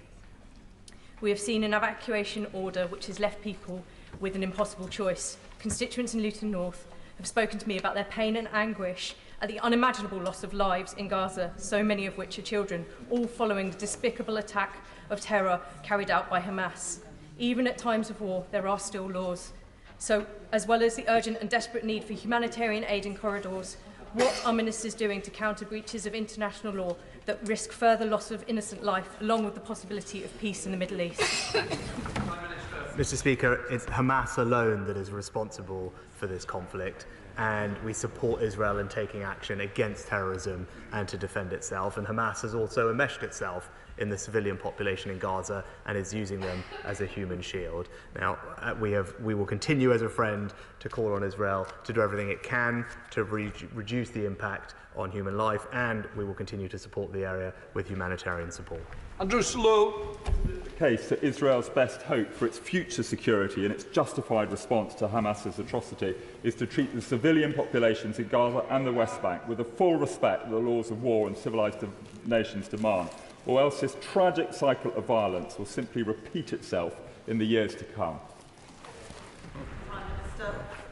Madam Deputy Speaker, thank you. We must, as I said, support Israel's right to defend itself, to go after Hamas, and recognise that they face a vicious enemy that is embedding itself behind civilians, but they will do so in accordance with international law, and as a friend, we will continue to call on Israel to take every precaution to avoid harming civilians.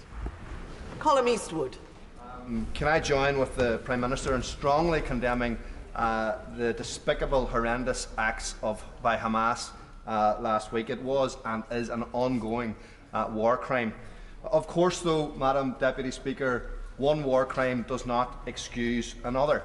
So will the Prime Minister please speak to Prime Minister Netanyahu and ask him to stop dropping bombs on innocent children in Gaza? Some of us know all too well that unspeakable violence should not be met with unspeakable violence. We know in Ireland that the only option is to relentlessly pursue peace through dialogue. Mr. Speaker, I'd refer the honourable gentleman to the Israeli President's words, where he's been clear that Israel is working and operationally according to the rules of international law, and they will exercise their lawful right to defend themselves, and as a friend we will continue to call on them to take every precaution to avoid harming civilians. Douglas Ross. Speaker, the barbaric terrorism at the hands of Hamas saw babies and children robbed of their futures in the most brutal way. The victims were male and female, young and old. One of the victims was Bernard Cowan, who moved from Newton Mearns to Israel. And last week, his mother, Irene, joined many others at a service of solidarity and lit a candle in his memory. So we grieve and think of all of the victims and indeed all of those families of the hostages. Can I also ask the Prime Minister that communities, Jewish communities in Scotland are worried about their safety? So what action can and is the UK Government doing to ensure that Jewish communities in every part of the United Kingdom feel safe at this terrible time? Well, I thank my honourable friend for everything he's doing to support the Jewish communities in Scotland. I agree with him. There's zero tolerance in our society for anti-Semitism, which is why we've provided extra funding to the Community Security Trust to ensure the safety and security of Jewish institutions and schools and synagogues, but also clear guidance to the police so they can step in and take action where someone is breaking the law. Talmanjit Singh Nazi. Thank you very much, Madam Deputy Speaker. After the brutal terror atrocities by Hamas, which tragically led to the deaths of over 1,000 Israelis, the government, of course, has a duty to defend its citizens, but it must be proportionate and in line with international law. We must also condemn any indiscriminate killing or forcible eviction from their land of the Palestinian people who have suffered so much for several decades and now are facing horrors on an unimaginable scale. Does the Prime Minister agree that there must be no collective punishment of Palestinians? We must strive for peace, and there should be a humanitarian effort by the international community to avert a crisis furthering. Well, Mr. Speaker, we are working with our partners to bring humanitarian support to the region, and again today announced a significant increase in our humanitarian funding for the region, coming on top of what is strong support already, and we'll continue to talk to partners about how best to ensure that humanitarian aid finds its way to the people who need it. James Gray. Madam Deputy Speaker, can I warmly commend the Prime Minister for the strength and clarity of his statement and his support for Israel, his condemnation of Hamas and his deep, deep concern for the humanitarian situation in Gaza.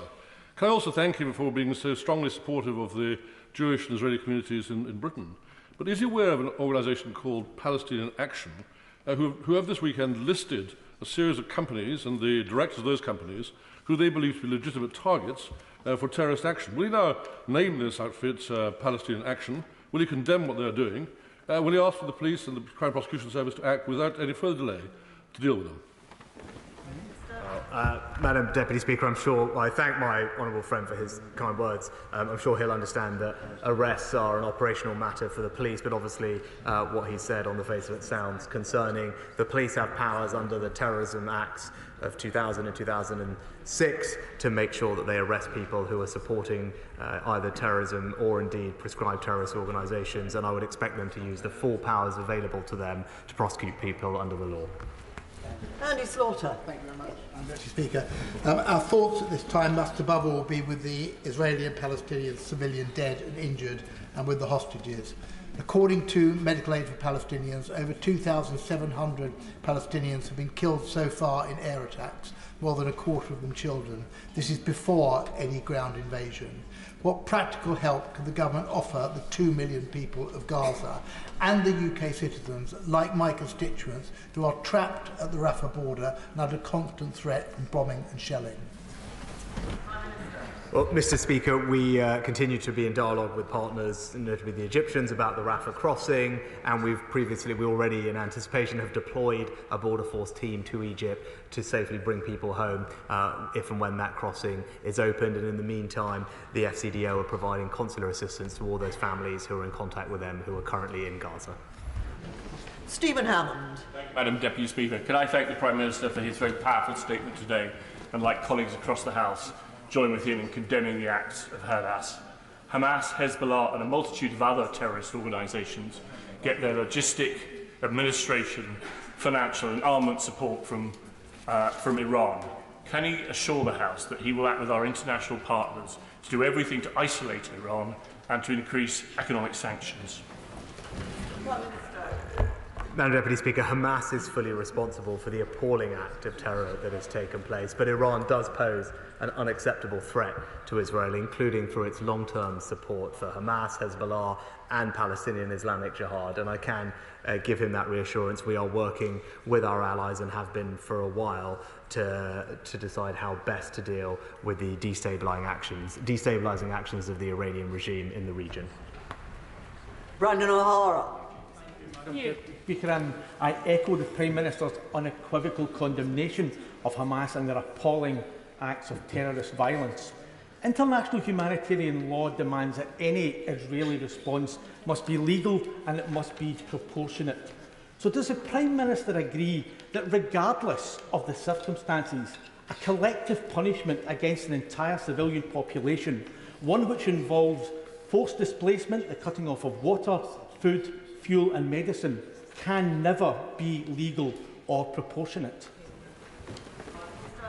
Mr. Speaker, I believe we must support absolutely Israel's right to defend itself and to go after Hamas and ensure its security in the long term, and that acts like this cannot happen again.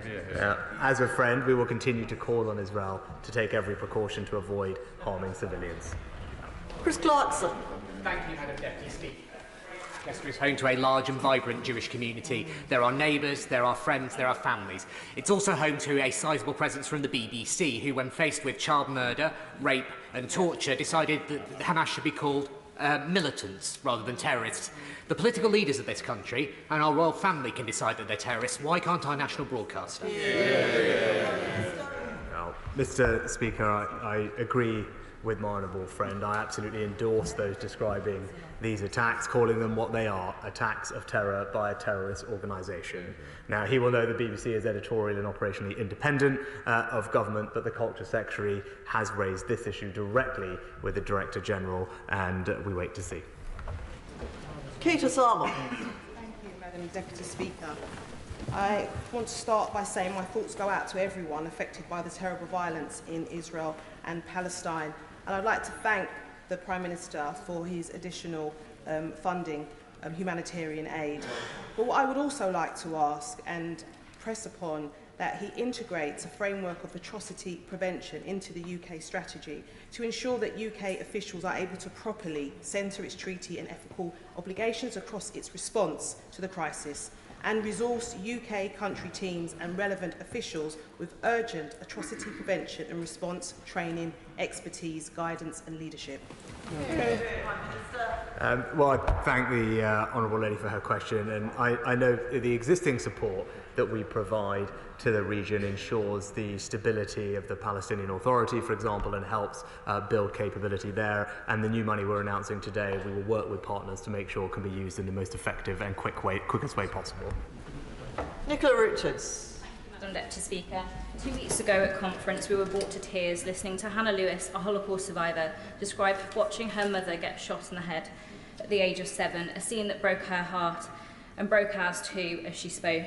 5 days later, Holocaust survivors were kidnapped or killed, babies slaughtered, women my age raped next to the bodies of their friends and then killed, hostages paraded through the streets of Gaza and spat on.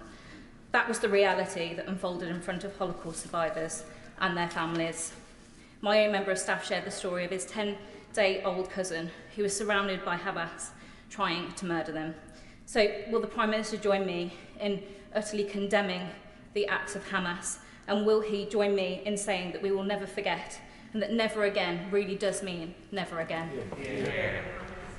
Can I thank my honourable friend for her powerful statement and for all the work that she does to support this cause in the country, and just agree with her wholeheartedly and condemning this act of barbarity unequivocally, but also saying there is no place in our society for anti-Semitism, and she is right, we must never forget, and praise her work and the work of the Holocaust Educational Trust and others for making sure that we never will. Sir Chris Bryant. Thank you, Madam Deputy Speaker. I wish the horrific and terrorist attacks last week by Hamas had been truly exceptional. But the truth is, they reminded me of what the Russians did in Bucha last year in Ukraine. And it also brought to mind the fact that the first place that the Russians targeted in Kyiv was a Jewish cemetery. There is a pattern here, and actually there's a network around the world. So whilst, of course, we have to make sure that Israel is able to do everything it can to defend itself, and we stand with every single person, either with a friend in Gaza or a family member in Gaza or a friend in Israel in this country who will be going tonight terrified as to what's going to happen to their relatives in the next few days, we also have to tackle this network, don't we? That means, in particular, having some tough words with Qatar about why they have hosted so many people from Hamas over these recent years, doesn't it? Well, Mr. Speaker, I thank the honourable gentleman for his powerful words, but also say to him that we will continue to speak to all people in the region, all leaders, to find ways to de-escalate this crisis and make sure that we can bring about an end to the evil that Hamas represents. And he's right, it isn't just limited to this particular conflict. It is much more widespread than that, and that's why we need to work with our allies to stamp it out across the world. David Jones. Madam Deputy Speaker, Hamas is an Iranian proxy terror organisation and designated as such under the Terrorism Act of 2000. Credible reports indicate that the attacks of the 7th October were planned in concert with Iran's Islamic Revolutionary Guard Corps. Honourable members have for many years been calling for the proscription of the IRGC as a terrorist organisation, and those calls have been repeated today. And whilst I understand that the government does not indicate in advance what action it intends to take under the Terrorism Act, may I assure my right honourable friend that if honourable members were to wake up tomorrow morning and hear on the news that it had been so designated today, they would be extremely relieved and grateful to him. Well, I agree with my right honourable friend that Iran poses both an unacceptable threat to Israel but also a destabilising influence throughout the region, which is why we have sanctioned more than 350 Iranian individuals, including the entirety of the IRGC, but also our new National Security Act gives us the powers we need to keep us safe here at home, and I can assure him that we will continue to work closely with our allies in finding the best possible way to contain Iran's pernicious activities. Tulip Siddiq. Thank you, Madam Deputy Speaker. I represent one of the biggest Jewish communities in the country in my constituency of Hampstead and Kilburn. And following on from Hamas's brutal attack on Israel, there's been an increase of anti-Semitic incidents in my local area. Most heartbreakingly, I've had emails from local parents who are very worried about their children going to a local Jewish school in my constituency because there's been aggressive men standing outside taking photos, and some of the parents have had their car tyres slashed as well. I know that the Prime Minister has pledged support to Jewish institutions, but could I ask him to commit publicly to make sure this support actually reaches local Jewish schools, and could he provide some much-needed reassurance to the local parents in Hampstead and Kilburn? Well, the Honourable Lady makes an excellent point, and that's why I visited a Jewish school in North London this morning to make sure that the community there knew that I will do everything I can to keep them safe. That's why last week I met with the Community Security Trust to do an excellent job, and we provided them with extra funding, who I know they will ensure that it does get to the front line, whether that's schools, synagogues or other institutions. We will continue to do everything we can to keep our Jewish communities safe, and what's happening to our school children is simply unacceptable and sickening, and we'll work very hard to bring it to an end. Hunt. Deputy Speaker, I think it is disgusting to choose the day after the massacre to go outside the Israeli embassy and start waving Palestinian flags. I also find what happened at the Cenotaph disgusting. But those who are explicitly pro-Hamas are on a different level. Would the Prime Minister agree with me that it's important to work with the Home Office, and where it is possible, for these individuals to be deported if it is possible, because they do not share our values and that they are not welcome in this country?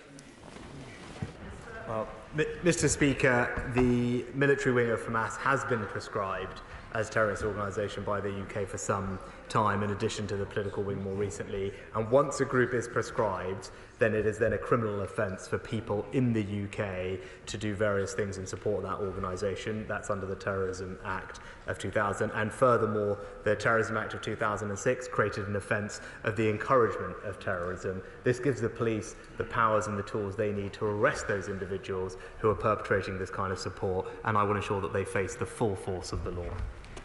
Caroline Lucas. Thank you very much, Madam Deputy Speaker. I utterly condemn the barbaric attacks by Hamas and call for the unconditional release of all those taken hostage.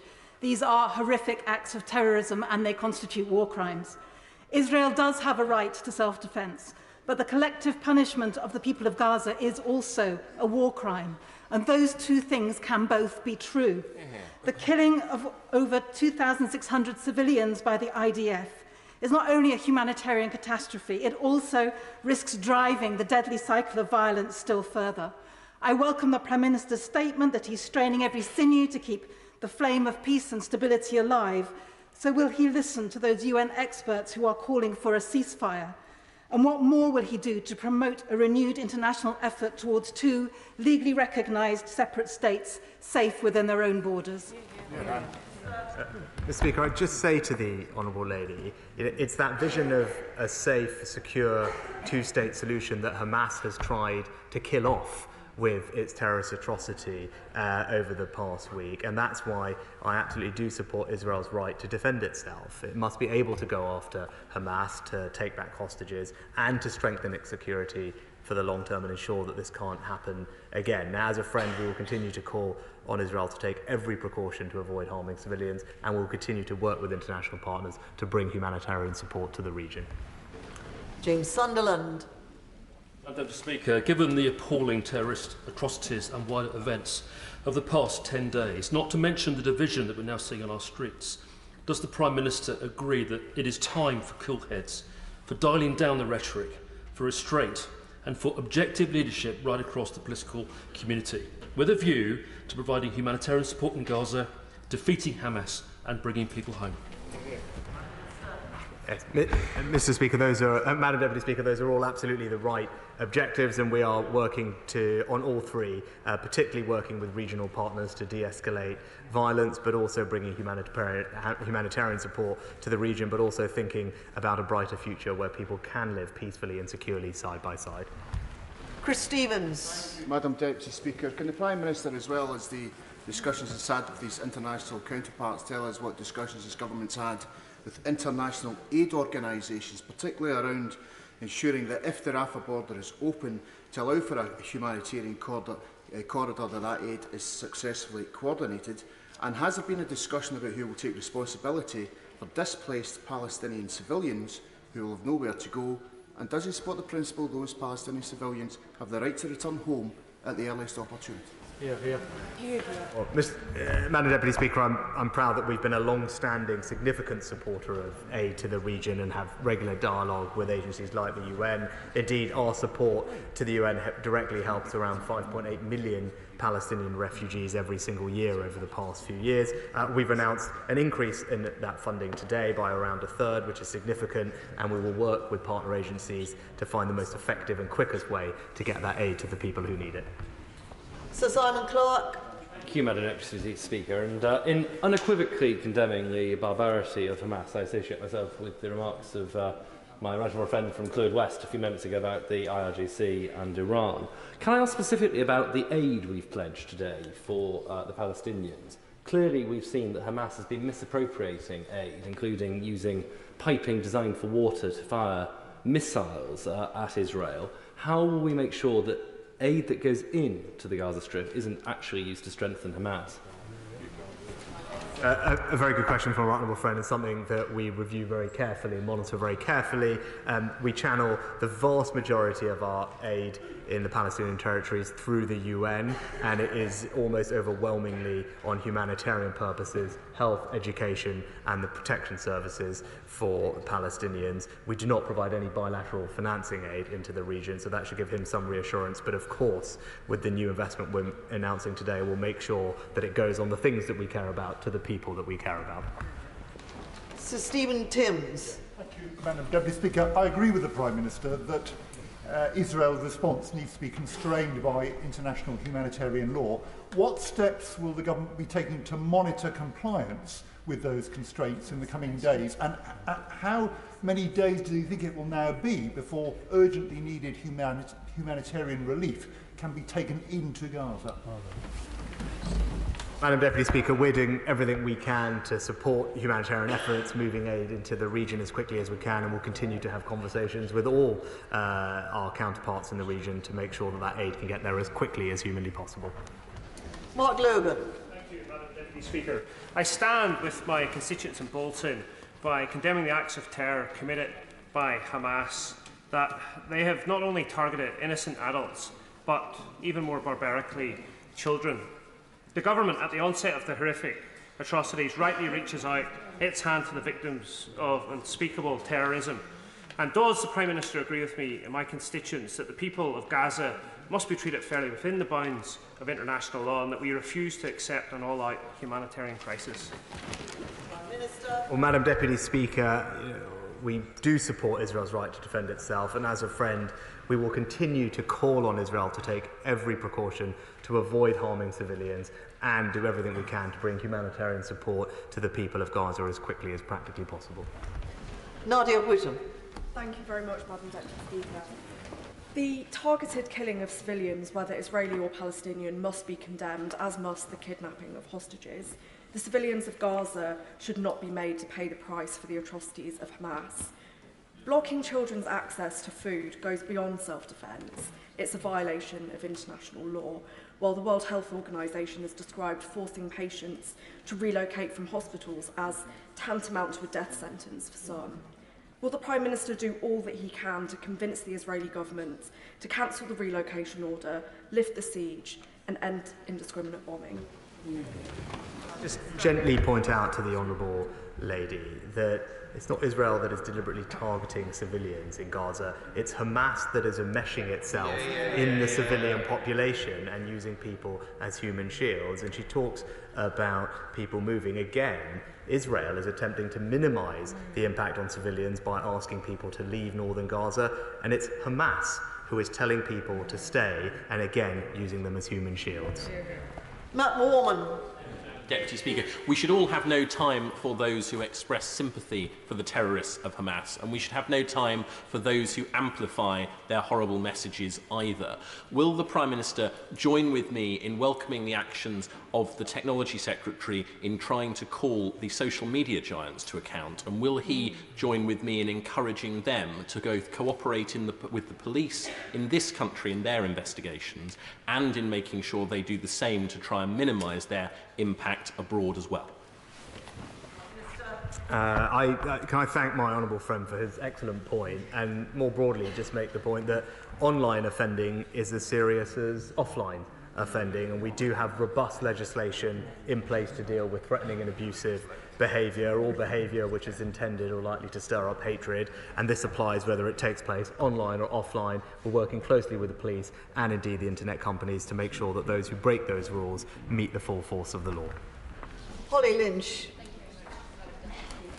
Following the horror of Hamas's appalling terrorist attack, it is crucial, as others have said, that we distinguish between Hamas and innocent Palestinian civilians in line with international humanitarian law. The UNFPA says that there are 50,000 pregnant women in Gaza, with 5,500 due to give birth this month. So can I ask the Prime Minister, what efforts are being made to ensure that Gaza's hospitals are protected, able to operate for those pregnant women, newborns, children and all others who need urgent medical attention? Yes, this